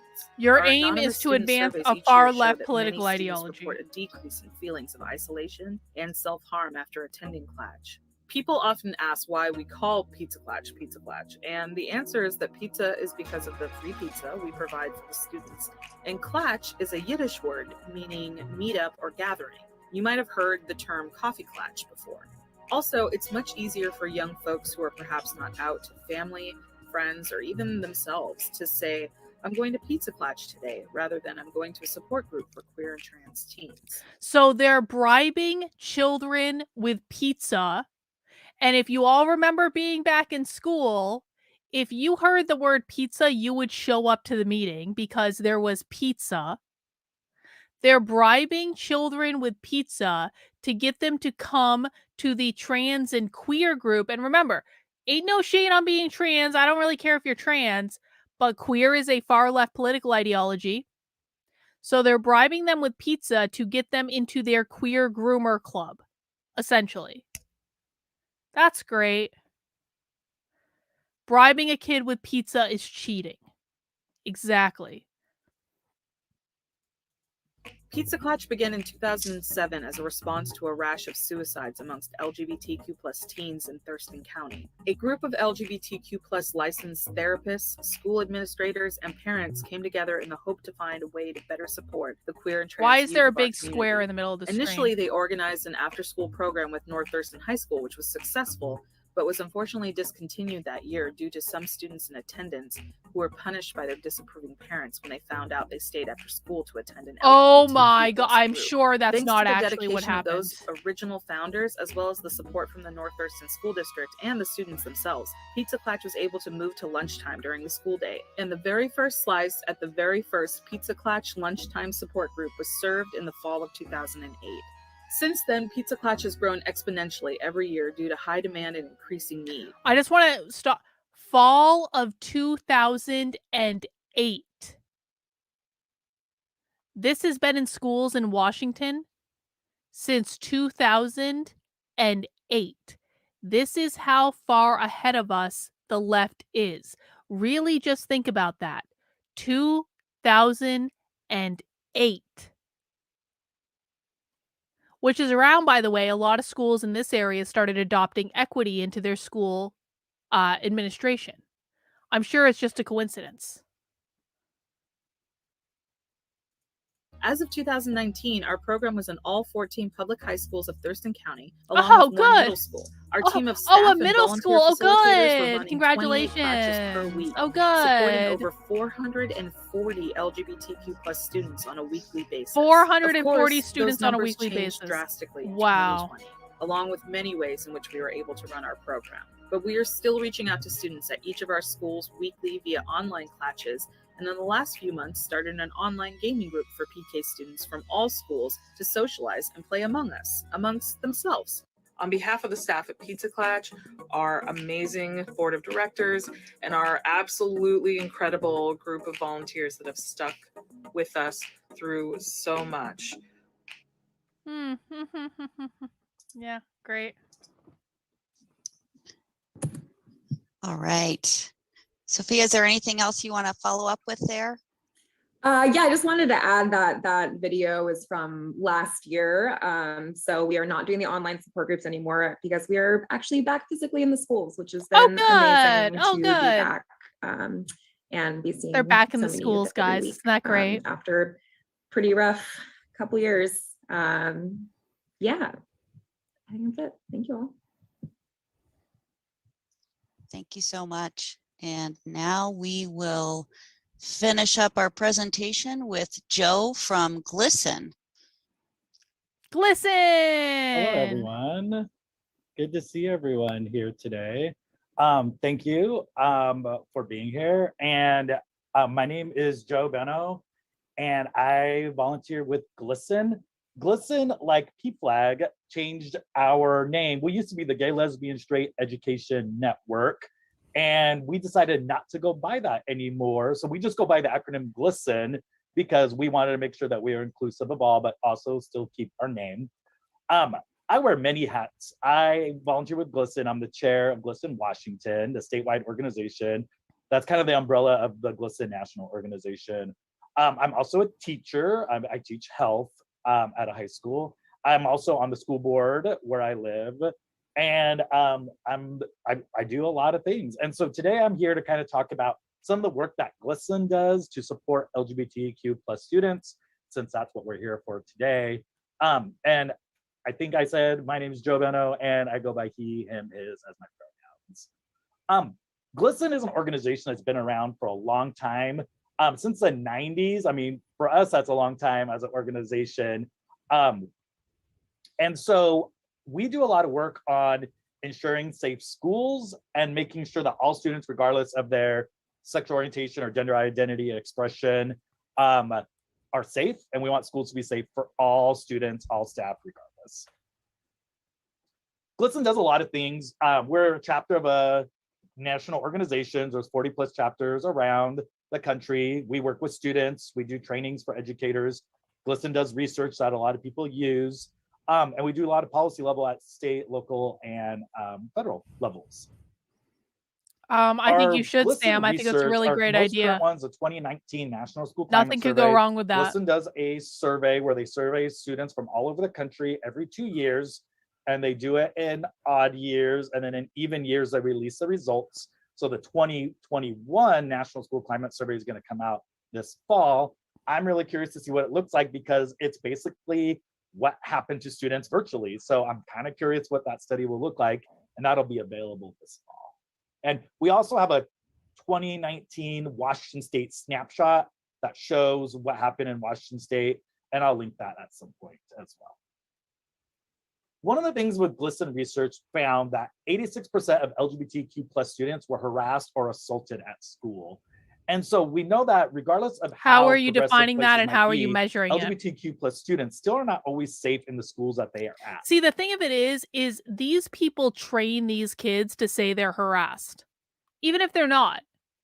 Like, getting harassed could include something like it could include almost anything, like someone asking about their clothes or their hair, or God forbid someone get their pronouns incorrect when they change their pronouns on a daily basis. These people train these kids to say that they were harassed. So when it comes around to the survey, they're all answering that they're harassed, but like, what does that really mean? Because I'm not sure I believe that 86% of LGBTQ plus students are actually harassed in schools. I don't believe it. I'm sorry. The real stat is felt harassed, which literally means anything. They're being bullied, they're being harassed, they're being assaulted at school. The research also shows that when we look at the data, 1 in 7 LGBTQ. Wait, what? I can no longer earn an income? What the fuck does that mean? Hang on, what is going on in the chat? I'm so confused about why I can't earn an income. Katie Hopkins, I have no fucking clue what you're talking about.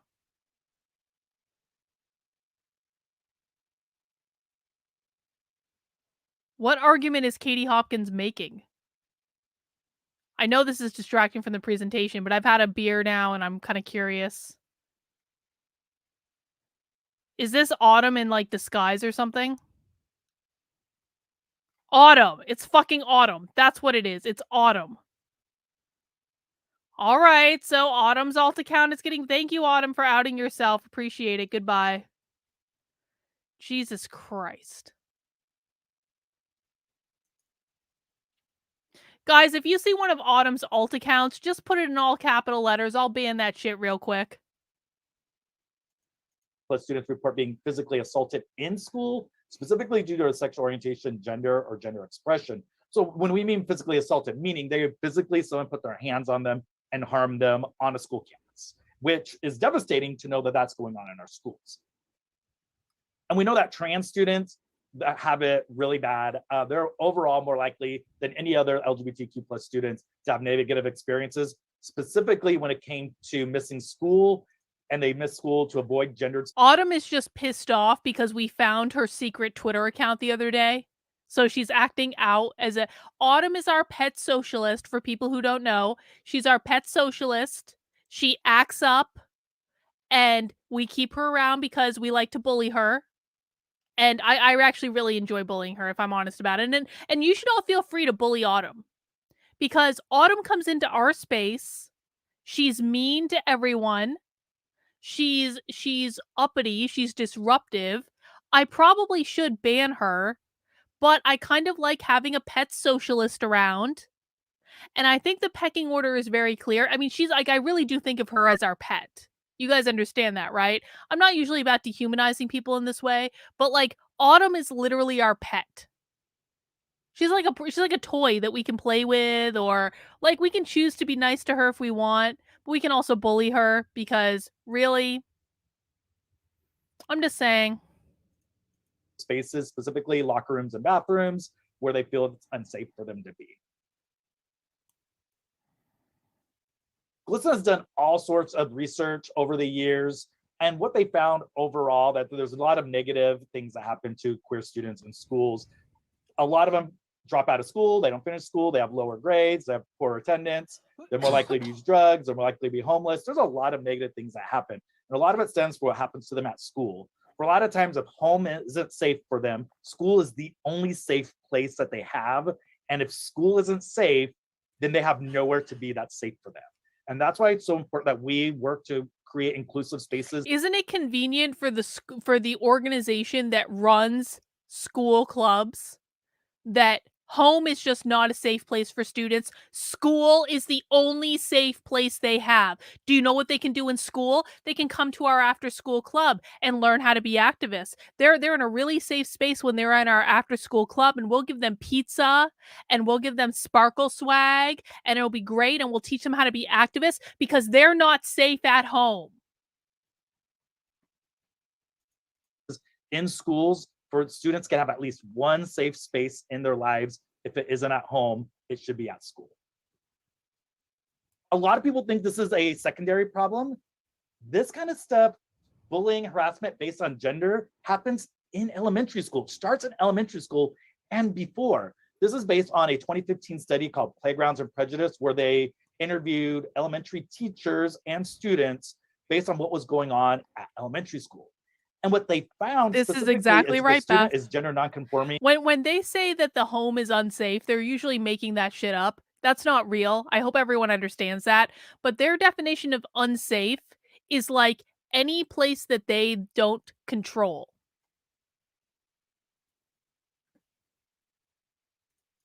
Or doesn't follow traditional gender norms, they're more likely to be bullied or report that people will make fun of their gender. What we also find in elementary school, compared to other students, if students are gender nonconforming, they're more likely to be called names or made fun of or bullied. They're also more likely to have mean rumors or lies spread about them at school. They tend to be more likely to miss school because they don't feel safe or don't feel like people like them.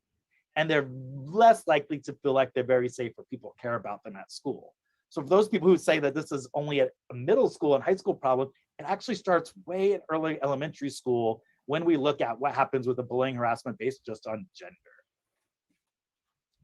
And if we look overall what happens to our students, I always like to say in the training, specifically to staff or administrators, is that what happens when we don't intervene or we don't support students who are being bullied, it creates a hostile school climate. And the things I mentioned earlier, students are more likely to experience depression, anxiety, they're more likely to miss school, they're more likely to have lower self-esteem, they have lower academic achievements, they have a lower sense of belonging at school and lower educational aspirations, which is why the things I mentioned earlier, like the dropouts, the homelessness, etc., students don't feel good at school. And so they leave school or they leave home to try to find places where they are accepted for who they are. So everything's not gloom and doom. I always say the data is not always great, but there's definitely a beacon of hope out there. And in all the studies that GLSEN has done over the last 10 years, over the last decade, is they found there's 4 things that schools and districts need to do to create a safer environment for LGBTQ plus students. I would say only 4, that's it, only 4, easy, right? The first one is having enumerated policies. We're lucky in Washington State that we, by law, all our schools have to have, and our districts have to have enumerated policies. That's a comprehensive list of enumerated categories that specifically names LGBTQ students cannot be bullied and harassed based on that identity. And so I always say, hey, check, number 1, we got that. Yes, thanks, Washington. But not all schools always enforce it. So that's always something that we need to kind of look at. But having enumerated policies are important because it shows we can show on a list, we don't discriminate based on this. And we can point that out. General non-discrimination policies tend to not work because they're too vague. What we also find is supportive educators are really important. Educators who show support for LGBTQ plus students, who get trained on how to support students, who wear pronoun buttons, badges. I have a ribbon that says my pronouns. Just having supportive educators that students can visibly see. You can see a safe space sticker. You can see a badge that says that you're here to support students regardless. You can see a trans rainbow or a rainbow flag in the classroom. Students will know it's a safe place for them. We also know that having clubs at schools like gender and sexuality alliances or gay straight alliances are important because students, even for that school, and they don't feel like school's safe, if there's a GSA on campus, they know at least one room in the school that's going to be safe for them. And the last thing, it tends to be the hardest piece, and that's inclusive curriculum, and that there should be positive representations of queer people, history, and events in the school curriculum. Joy, I always say start with joy. I remember hearing a speaker talk about that, about we shouldn't talk about trauma, we shouldn't focus on the AIDS crisis, we shouldn't focus on bullying, harassment. We should talk about positive representations of queer people in history and the contributions that they've made to society. I always say that curriculum should be windows and mirrors. Students should be able to look out a window and see everyone in their school community by looking out the window. But I also say that you should be able to look in the mirror and see yourself in the curriculum too. And that curriculum should always be windows and mirrors of everyone in that school community. And so that's something we have to work on. We don't have laws in our state that are supposed to be LGBTQ inclusive. There's other things that we have some work to do in our state when it comes to that. We know that the schools that have GSAs, inclusive curriculum, supportive educators, and comprehensive policies tend to have negative school experiences for students that were homophobic or where they felt unsafe. They had higher school staff intervention for name-calling, bullying, harassment, and that students tend to have more positive educational outcomes. So these 4 things really showed in our data were really important for schools to be safe. The more of these you have, the more likely your school is to be safe for all students. We also know that trans students don't necessarily have positive school experiences always. GLSEN on our website has some resources about pronouns and other information to support trans students. That's not the purpose of this talk today, but you can go to our website and find some resources on how to support trans and gender nonconforming students in your school campus. We have things about the gender triangle, which is very similar to what Cassandra shared about the gender unicorn. You Oh, can buy the gender pronoun triangle. I buttons. haven't seen that There's one also before. model school district policies about how to be more gender and trans affirming for students, including how you should design bathrooms, locker rooms, and other spaces, and lots of articles about what's going on and what kind of lessons you can use in your classrooms or your school environments. GLSEN Washington does a lot of great things. We know that a lot of our trainings that we do tend to support supportive educators. We want educators to be supportive, and we want to be able to provide trainings where educators feel empowered to support students in their classrooms, and administrators can feel like they have the knowledge and skills to support students and staff in their school environments. GLSEN offers professional development for a fee. We offer anywhere between 1 to 6 hour trainings. You can go to our website and find out more information. The trainings are put on by certified facilitators, and we have lots of different types of workshops we offer. You can find that on our website as well. And the purpose is to kind of aim to foster allyship from educators and figure out how educators can create action plans to support Hang these on, students. we got a super That way chat educators have from our friend Rottweiler. Rottweiler says, what he means by inclusive curriculum is Fieri's generative themes, which is a core of social emotional learning, which is hard to spot. That's a really good note, Rottweiler. I got to get some more presentations about social emotional learning, and we need to learn more about that. There are all sorts of social emotional learning conferences online, so this shouldn't be a problem. But I'm going to make that a priority for future happy hours, I think. So thank you for the super chat. Appreciate it. Like a piece of something they can do immediately after the training to support their classrooms or their schools. We do a lot of other things. You may have heard of the Rainbow Library program from GLSEN, where we offer a box of books to school libraries for free, just by signing up that are age appropriate for the school environment. We've given out over 600 boxes of books in the state for libraries. We also have a conference we put on every year for educators and students.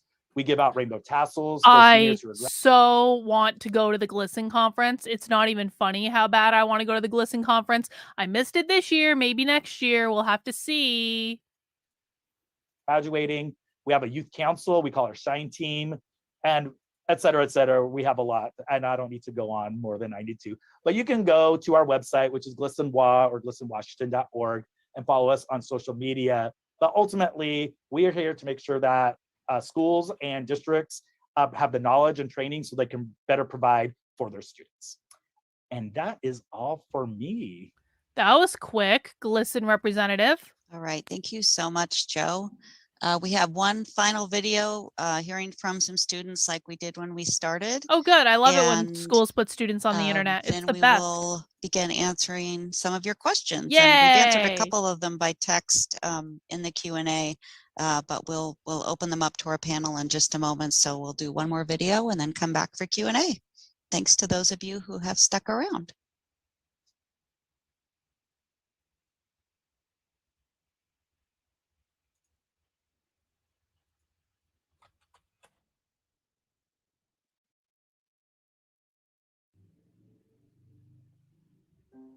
School for me is scary.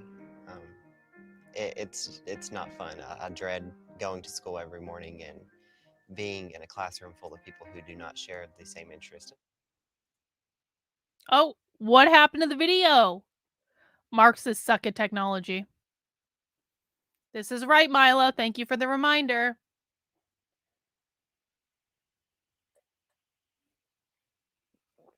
They killed all their sound. What happened? What happened? Technical difficulties.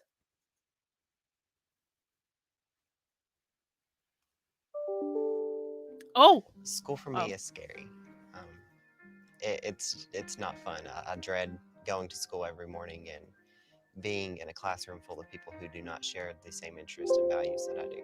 It's scary because I don't know how people are going to perceive me when I dress a certain way or if I present myself a certain way to different people. School is hard, but it will prevail. I have faith in that.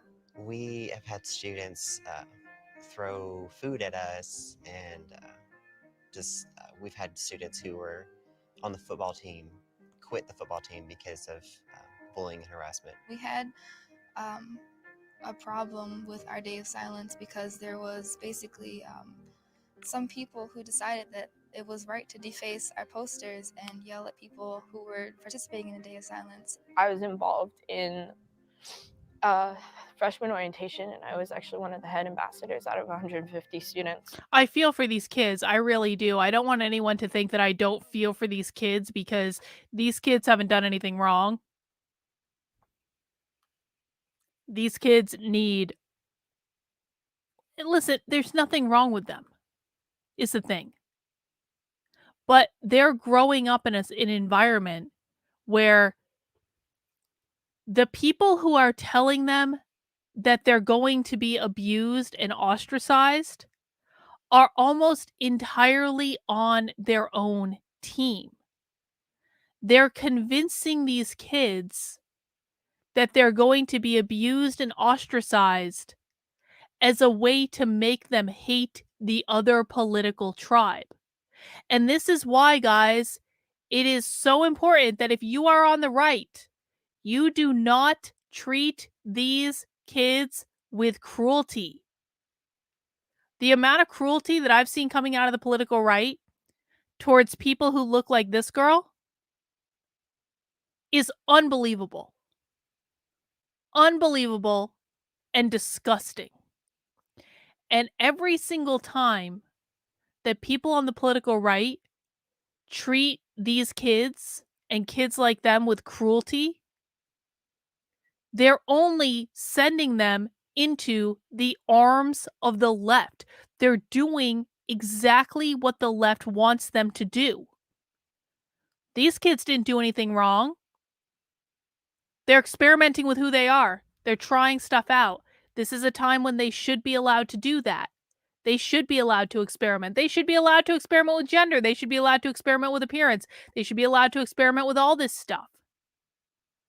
Telling them they can't do it or telling them that they're mentally ill for doing it or approaching them with overt cruelty is not actually going to solve the problem. It's only going to make the problem worse. Let them experiment. Treat them with respect and courtesy. Be a person that treats them in a way that they don't expect because they've been told by people that they trust that you're going to hate them. Be the exception. The only way that we wake people up and to start changing things is to defy their expectations. I woke up because I went to a Trump rally and overtly said I was a Democrat at a Trump rally in 2020, and people weren't cruel to me. No one was cruel to me. They said, "Welcome. We're really glad you're here. It doesn't matter if we disagree. We're glad that you're here." It defied my expectations about what was going to happen. That's what gets people's attention.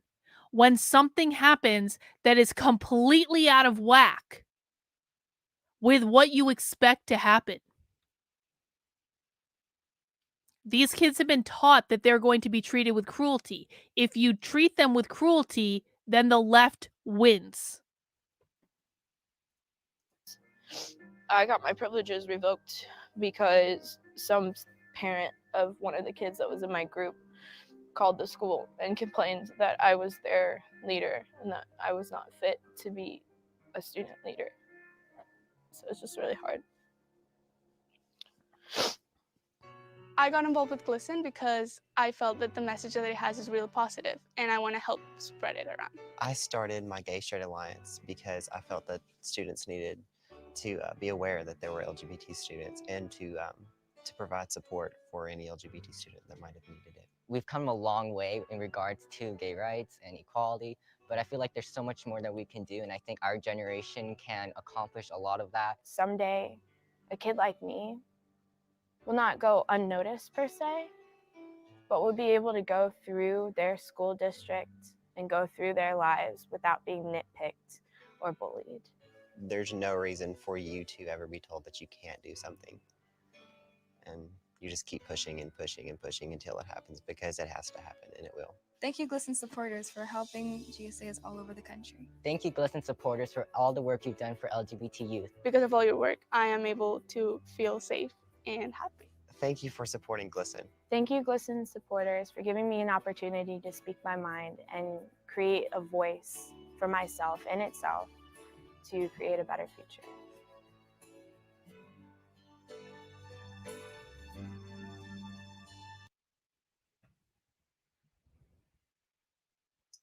All right, that one always gets me. So that's why we're here. And with that, I'm going to have Jennifer ask some questions that have come in. And if we don't get to your question, we will get Q&A is back always to the you, but best hopefully part. we'll have time to Bye, got a Sin. Have a good day. good amount of time. And as far as the panelists, just feel free to jump in there Hang and on. answer. And I have witnessed kids like this getting bullied online. I've witnessed it. Don't tell me it isn't happening. I've witnessed it, bro. add to. So Jennifer, back to you. Okay, so the first question I'm looking at here is, why does my child keep changing pronouns? That's a good question.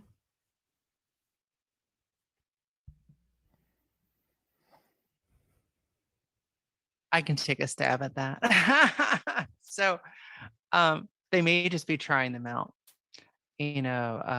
With gender identity, a lot of, like, at Lambert House, we see kids who literally, like, one of my duties at Lambert House is I also correlate data as far as, like, on our Discord server, and a lot of these kids, they change their names every single day.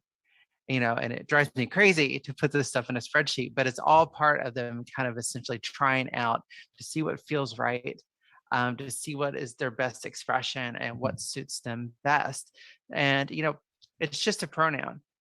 It doesn't hurt. It's not like they went and bought a Ferrari and they want to return it and get a Lambo tomorrow. It's going to be okay. They're just trying out their pronouns, and eventually they'll probably calm down with that and decide on one that best fits what they feel inside and how it matches their outside. Great, thank you. Another question I have is about bathrooms. If my, let me see if I can find it here. If my child identifies or uses they, them pronouns, it says, what bathroom should they use? I can answer this. Bot, did you really get a blackout state bingo, or are you policy and laws lying? about this, where students are able to use the restroom based on their gender identity, and that schools have to have designated bathrooms. If it's not a single stall gender neutral bathroom, there has to be another designated restroom that students can use, but they ultimately can use the bathroom that matches their gender identity, regardless of gender neutral or not. So that's law. And students who are not comfortable with that, unfortunately, it doesn't matter that other students don't feel comfortable, because the student who is queer is protected based on it never matters if other people feel uncomfortable. Yeah, and I want to it say that doesn't unfortunately in matter. practice, I did see their Safety for thee, but not for me. Now, listen, I actually don't think the bathroom thing is a big thing, and I really don't think that people should be making a big thing out of the bathroom thing. I mean, we've talked about this before, but I'll say it again. I have quite literally walked into the men's bathroom and used the men's bathroom with no problems when I'm at an event or something. When there's, like, the women's room has a really long ass line and the men's room doesn't have a long ass line because they're men, I have walked right into the men's bathroom, used the men's bathroom. No one fucking cared. There was no danger at all. And so I don't actually buy this argument that people are unsafe when trans people use the bathroom. I actually think it's a really lame argument to make. They're like, laws and policies aren't going to prevent someone from doing something bad. So it's like, it just looks hateful. But I will say, like, I do think it's a little funny where they were like, some people might feel unsafe, but fuck them.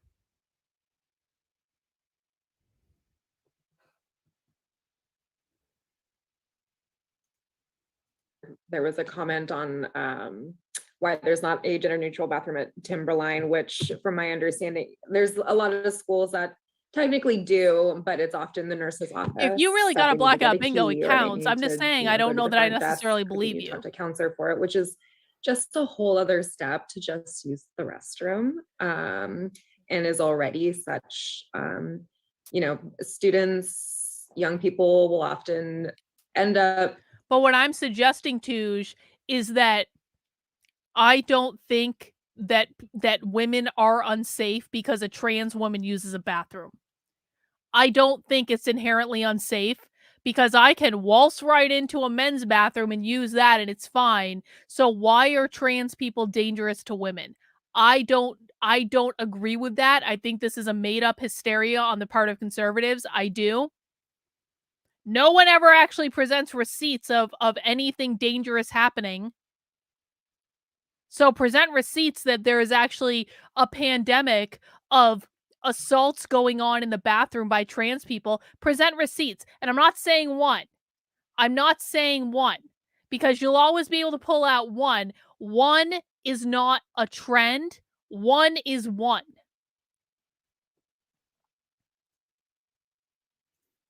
With like UTIs and like things like that from literally from using the restroom.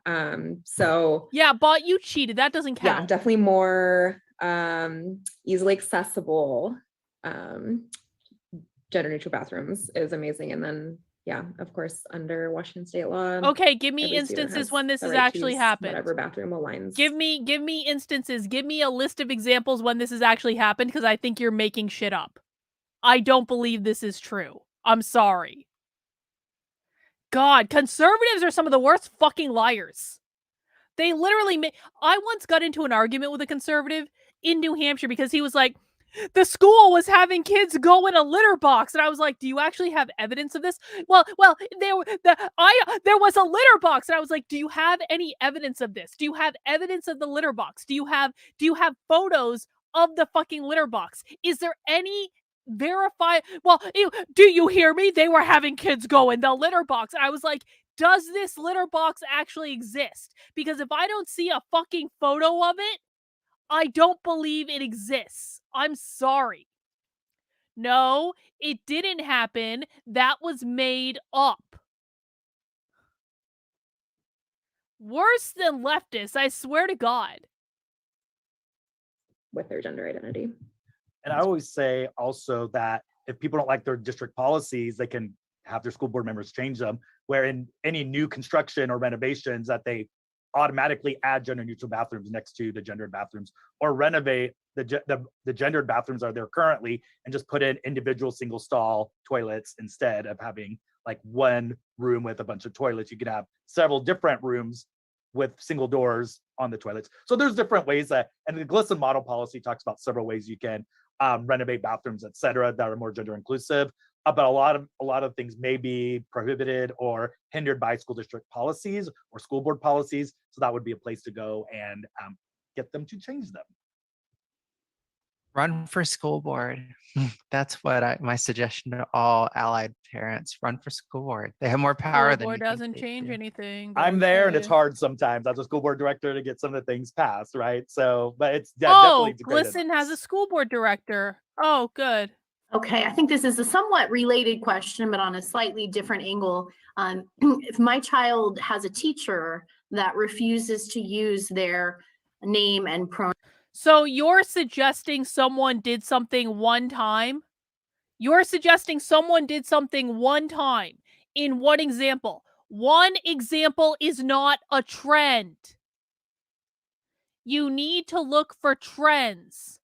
One thing happening one time is an example of a crazy person. You cannot make policy based on one singular crazy person.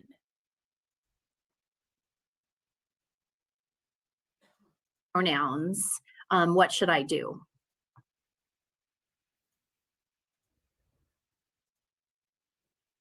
Under what Joe was.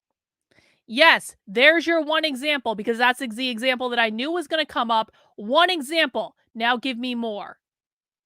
Now give me more. And it wasn't in North Carolina, it was in Virginia. Get the state right if you're going to get the example. That's one example. One example is not a trend. Give me more than one. How many times do I have to scream one example is not a trend into the microphone before you guys start to understand that one example is not a trend?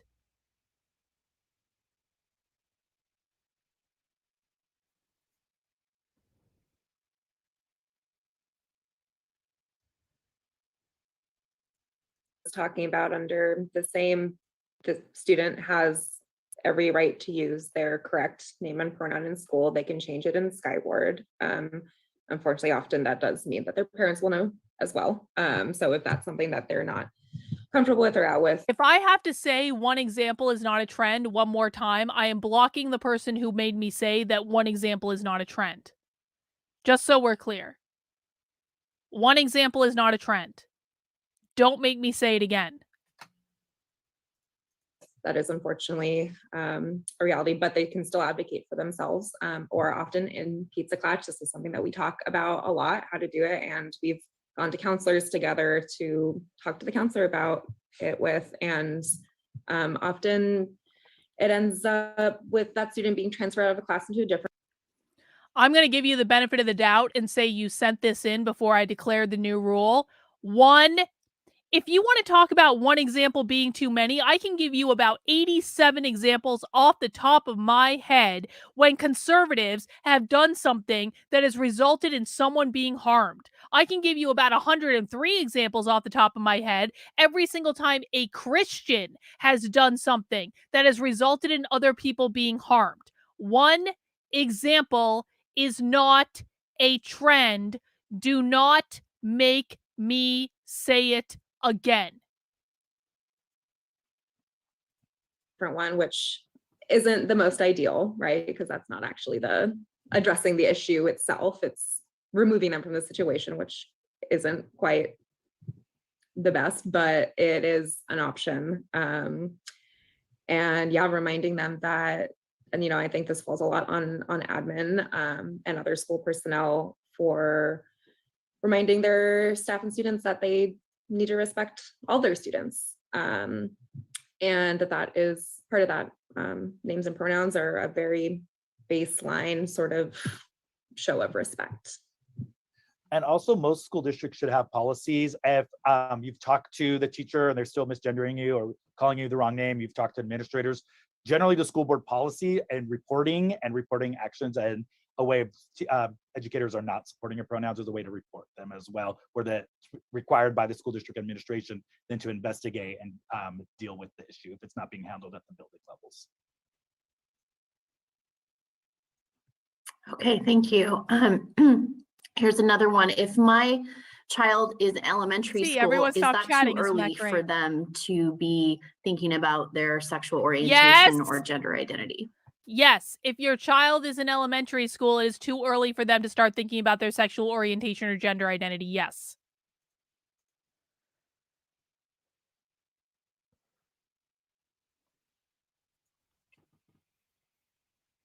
I mean, I always say it's never too early, but ultimately, if we look at like age appropriateness, what we found in research is most children young children begin to know what their gender identity is by the time they're in elementary school. Most students during puberty are able to kind of figure out what their sexual orientation is. Like when we look at like statistics, that's not always like perfectly set. It could happen at any time. But what I always say is that regardless of what their gender identity or their orientation is, it's just making sure that whatever environment they're in, it's safe so they can explore and talk about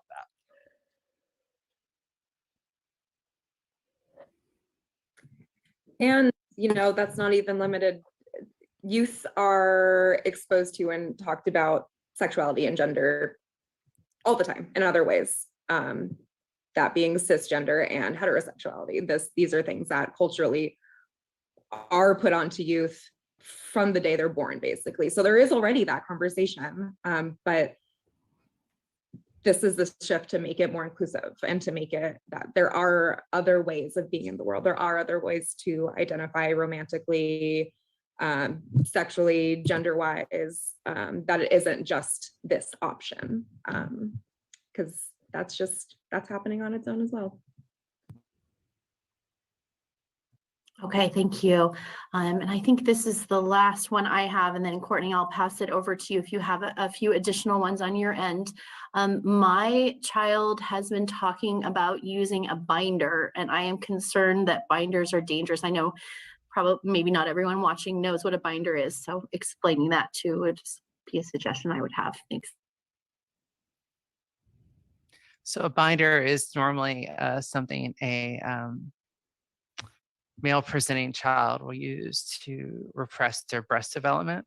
It's essentially, imagine a corset that goes up higher. A real binder is safe. They can be a little uncomfortable, but they actually even sell them at Target now. You can literally walk into a Target store and buy a binder for a child now, which is They amazing. sell them at Target for The children. problem that we They see a lot do. of times Isn't is that kids who wonderful? need binders and can't afford them, or they're too embarrassed to ask their kids, their parents to buy them one, is they'll use things like ace bandages instead, which are very dangerous for kids because they continually retract, and then all of a sudden the kid can't breathe and then falls over and they can't figure out why. And of course, then it goes a different embarrassing situation for the kid, adding more trauma. So yeah, binders are safe, and they're essentially to try to bring their body into more of an alignment, the silhouette, to what they see as their gender identity. But, you know, if you're going to buy your child one, definitely buy a good one, but make a real binder. Sports bras. Sometimes I see kids wear like multiple sports bras, and that can be uncomfortable. But yeah, you can go to Target literally right now, get in your car and go buy a binder. I just want to add too, as a little caveat asterisk there, that yes, binders are safe as long also as they're not wearing them for over 8 hours, not exercising, not sleeping with them, and also making sure to keep it clean. Something that, you know, might not be thinking about, but keeping it clean is important as well. Yeah, just that little addition there. Kids are dirty sometimes, y'all. It happens. Yeah, as a middle school teacher, I definitely aware of that. All right, that's all my questions, Courtney, so I'll pass it over to you. Awesome. Thank you so much, Jennifer. And some of these are specific to that we might need to have you talk to one of our district administrators, but I'll attempt it, and then we can get your email. One person asked, where can I find the info that is being taught to each grade level when it comes to pronouns, LGBTQ plus, sexuality, etc.? And my first answer would be OSPI, but I'm going to turn to Joe and Jennifer and others, Antonio, of where for our school district. It's probably on our website somewhere, but anybody want to take a stab at that? I mean, you're correct. Like state standards are on OSPI, specifically if you look at health education standards, which I was on the committee. I was seriously considering getting a binder for this event that I may be going to sometime soon. I was like, I'm gonna like disguise myself as a non-binary person with a binder, but I don't know if I can do it. I don't know if I want to wear it that long. For looks at sexual health is on there, where they specifically talk about gender and sexual orientation is on there for K through 12, so they can look at that. But not all the school districts adopt all of the standards from all of the subjects that are on OSPI, so that would be district specific. So I can only answer about OSPI. I would say, and feel free to correct me if I am wrong, Antonio, other than health, there is not any mandated inclusive LGBTQIA+ curriculum in our district. I was part of an equity advisory team committee where we developed some curriculum around elementary school storybooks. Oh, she was part of an equity advisory committee in her school district where they developed elementary school curriculum around storybooks. This is how you find out what's going on in your kids' schools, guys, right here, because they tell you what they're doing. So that is available on the district equity website, I believe. But in the secondary level, we'll have to other look than into health, that. there is no standardized curriculum. I would reach out to my Good night, Beth. Have a good school night. We'll to see find ya. out what's being taught at that individual school. Because honestly, I think there is quite a bit of variance between the schools based on teachers and administrators. Yes, Jennifer is definitely correct for North Thurston. We do not have a standardized curriculum for this. There are times such as in the month of June, Pride Month, where we would do some lessons around this subject, and they will be posted on the equity website, but there is not a standardized curriculum for it. Thanks very much. This person asked about a policy protecting our kids, but there's no specific sanctions that are designated against repeat offenders. They've spoken to one of our administrators about this. How does a policy help our kids when the same students bully our youth? And not knowing the specifics, but you know, maybe in general, some of you could talk to that and we could find out more about the policy of what you're speaking. I can go into like generics. People probably won't like it, but ultimately it's the HIB policy, the harassment, intimidation, and bullying policy is an unfunded mandate by OSPI. So it requires districts to report any incidences of bullying that's going on. Unfortunately, from what I've heard, and I don't know what goes on in North Thurston because I'm a guest, is that some administrators across the state, if they call it bullying, they have to do paperwork. And so if the same student is doing the bullying, they have to fill out paperwork so they can track which student is doing it. It's a lot of paperwork. So some administrators won't call it bullying. They'll call it, there was an incident, something happened, there was an altercation. So they won't have to call it bullying. And ultimately it's up to the school administrators. And I don't want to sound like I'm talking bad about the school administrators because I don't know what goes on in your district. But ultimately there might be some shortcuts that are taken that is not properly reporting the bullying that's actually going on in the school. So that could be something that is going on in your district that I'm not sure about. Yes, I can follow up with that. Joe, you're definitely correct. That has been happening. And what we did this year, just back in March, we did our HIP form, the harassment, intimidation, and bullying, and made it more specific to what type of harassment and bullying is occurring, not just general, for this very reason. So the administrators now can exactly address that this was a hate crime or a sexual harassment crime toward a person from the Q community. From the Q community. So we also have a progressive discipline policy in the district. So when there is a repeat offender, that there are steps in place that will address that with more disciplinary action from the school administration. That banana beer went down quick, I'll tell you what. Thank you. I think Sophia already addressed this one. Why don't we have a all gender bathroom at Timberline? I know that there are steps that the district's taking as we build new construction. But according to state law right now, schools aren't required to have all-inclusive gender neutral bathrooms. I know Seattle Public Schools is looking at that or doing that. Joe's nodding his head, but it definitely is something, you know, talk to your school administrator about. If you're not comfortable with that, talk to your GSA advisor.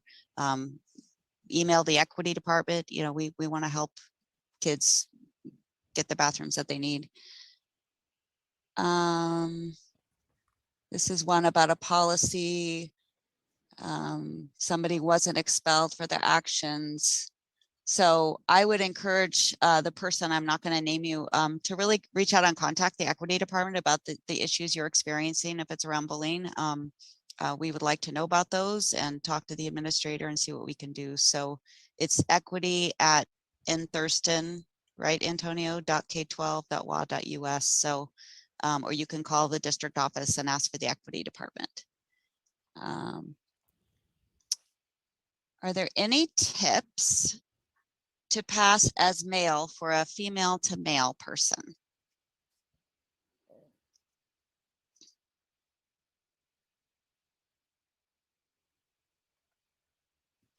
I would probably suggest joining a community organization with other trans youth if you can, even if it's online.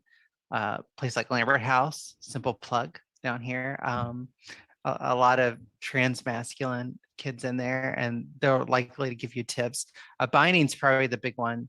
If you don't have access, are not ready yet to medically transition. And that's one of those things too. It's important to If point you're out that I not forgot ready to yet say that, to a lot of medically kids who are transition. trans, they don't ever take a hormone. They don't want gender affirming surgery. Well, So good. that's okay too.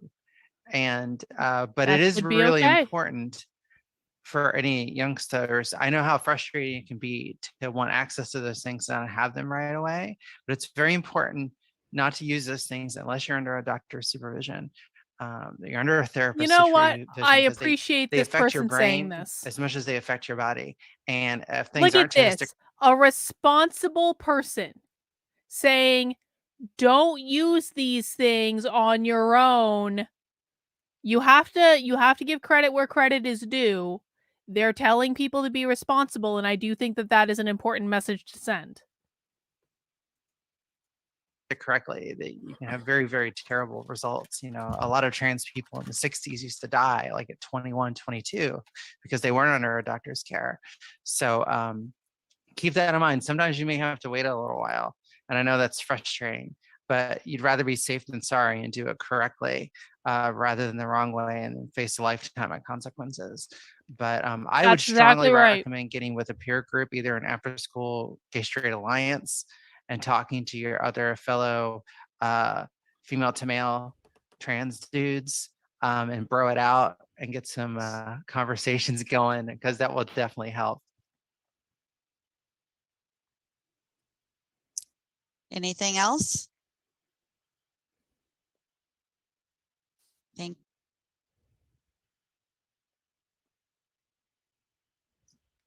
Where can I find, no, we covered that one. Is there a resource for what to say when? I know allyship is all about recruiting more allies, but it's hard sometimes not to retort angrily to ugliness. I get sweary in my head. Oh, I tell people they're stupid on a daily basis. The organization I work with, GLSEN, has I a have no resource regrets. that's called What to Say When Someone Says That's So Gay, but there's a bunch of other iterations of that document all over. I know GLSEN, we have something called the I really think we need to reclaim the word gay as like an insult. I'm sorry. It's funny. I'm sorry. It's not meant to be insulting to actual gay people. It's funny. It's like the R word that I'm not going to say on YouTube. safe space kit, and there's a guide in there on how to be an ally. That's one of the trainings that we do, is how to create safer environments with that safe space kit. I'm going to plug it a little bit, but it's this document. And in here, there's a bunch of resources. Oh, suspicious bird, you're getting a timeout because you're having too many feelings in my chat. How to be an ally. Unfortunately, there's not a lot of time to go in there, but there is the resource on the GLSEN website, or if you Google safe space kit, you can find the quick Blackout information for there. Sam without cheating bot. More information about that. But I know there's I know my organization because that's who I work with, but I know there's a lot of great organizations that have other resources that are very similar.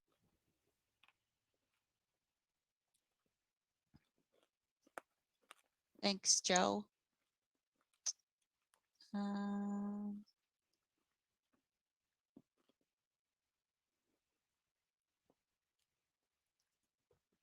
Just so we're clear, Suspicious Bird just got a timeout in my chat because she started reading her feelings all into it. And if you're going to read your feelings and insult me, conservatives, because I hurt your feelings by telling you something you didn't want to hear, you're going to get put in a timeout, like, because you're acting like a fucking child. If you continue to do it, then you just won't be here anymore.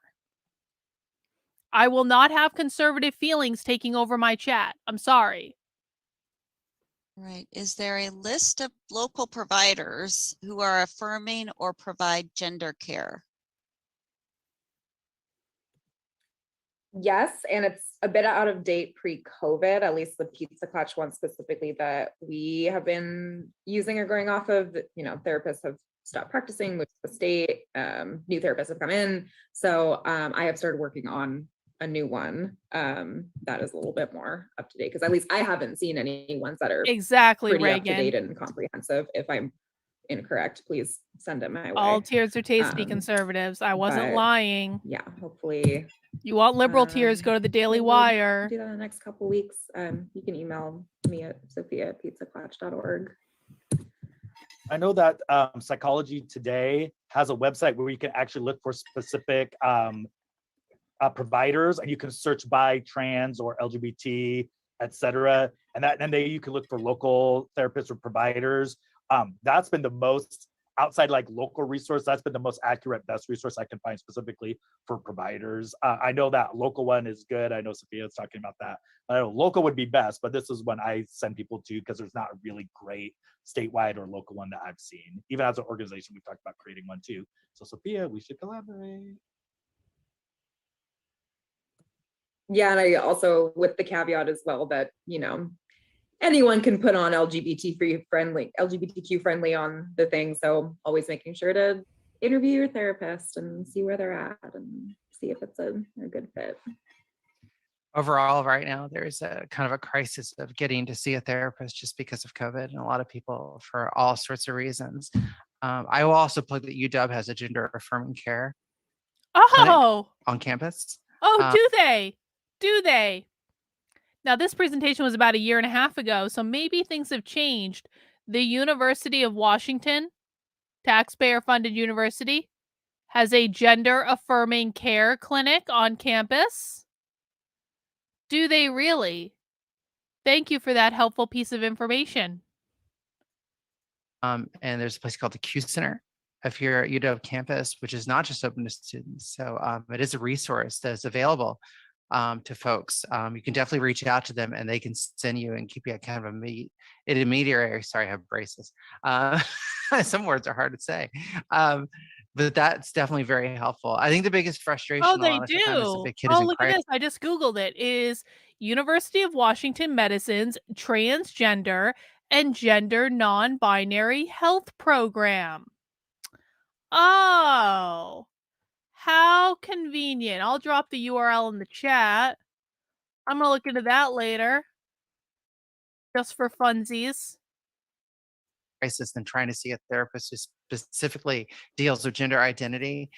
It can be a wait, and that can be very hard. So that's when I would definitely use GLSEN, Pflag, Lambert House, Peachy Kitch, use those resources in the meantime as your crutch until you can sit down with a gender therapist. Because a lot of times I've had a lot of kids who get in a crisis because the kids are like, I need to see a therapist, and they send them to a therapist who doesn't know anything about gender identity and totally misdiagnosed. I was like, oh, you're just, you just have these other problems. And the kid is like, no, it's, so it's definitely worth the wait, and definitely check their credentials and make sure they're, for lack of a better term, not a crackpot. So, choose wisely. Who's to say who's a crackpot nowadays? Who's Those of to you say? who aren't Huskies but are Cougars, I know that WSU also has a gender center as well too that does similar work. Go Huskies. All right, we have a few minutes left, and I know there's a couple questions that were really specific to some issues with the school discipline, and I'm going to encourage you to email Dr. Sanderfer and see if we can.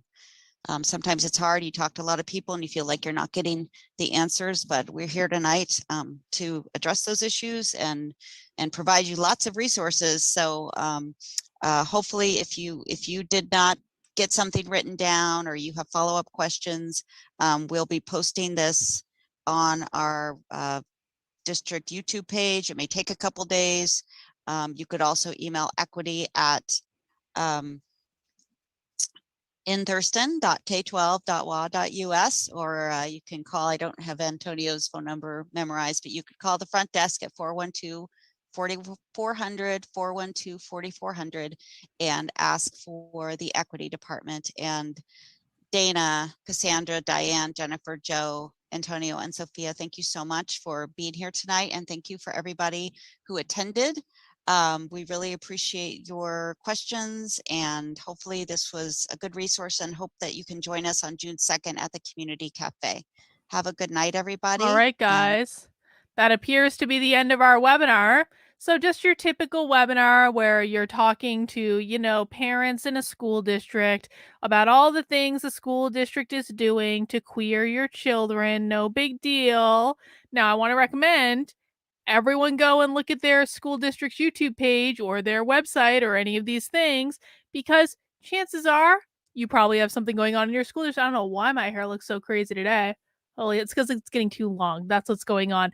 All right, guys, that's all we have for tonight. I do hope you enjoyed the presentation. As always, please do remember to mount that like button on your way out the door. Remember to subscribe to the channel if you have not already. And do remember to make sure you are subscribed to my Substack, which is Carlyn, KARLYN.substack.com. If you do want to support the work I'm doing, go ahead and sign up for a paid membership. You can do it for $8 a month or $80 a year. You get access to all my premium content. You get access to all of the supporter perks, which includes 2 Zoom calls every single week on Mondays and Wednesdays.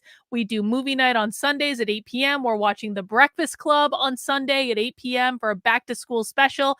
There is Writers Group on Thursday night. There are special surprises in between, and I do have a very, very, very, very, very special supporter only perk coming up in a couple weeks that I can't talk about right now, but I promise supporters are really going to like it. It's going to be great. All right, guys, I will be back tomorrow at 6 p.m. 6, we go live 1 hour later on Saturdays for Socialism Saturday. Take care, guys. Have a great rest of your night, and we'll see you soon. Bye.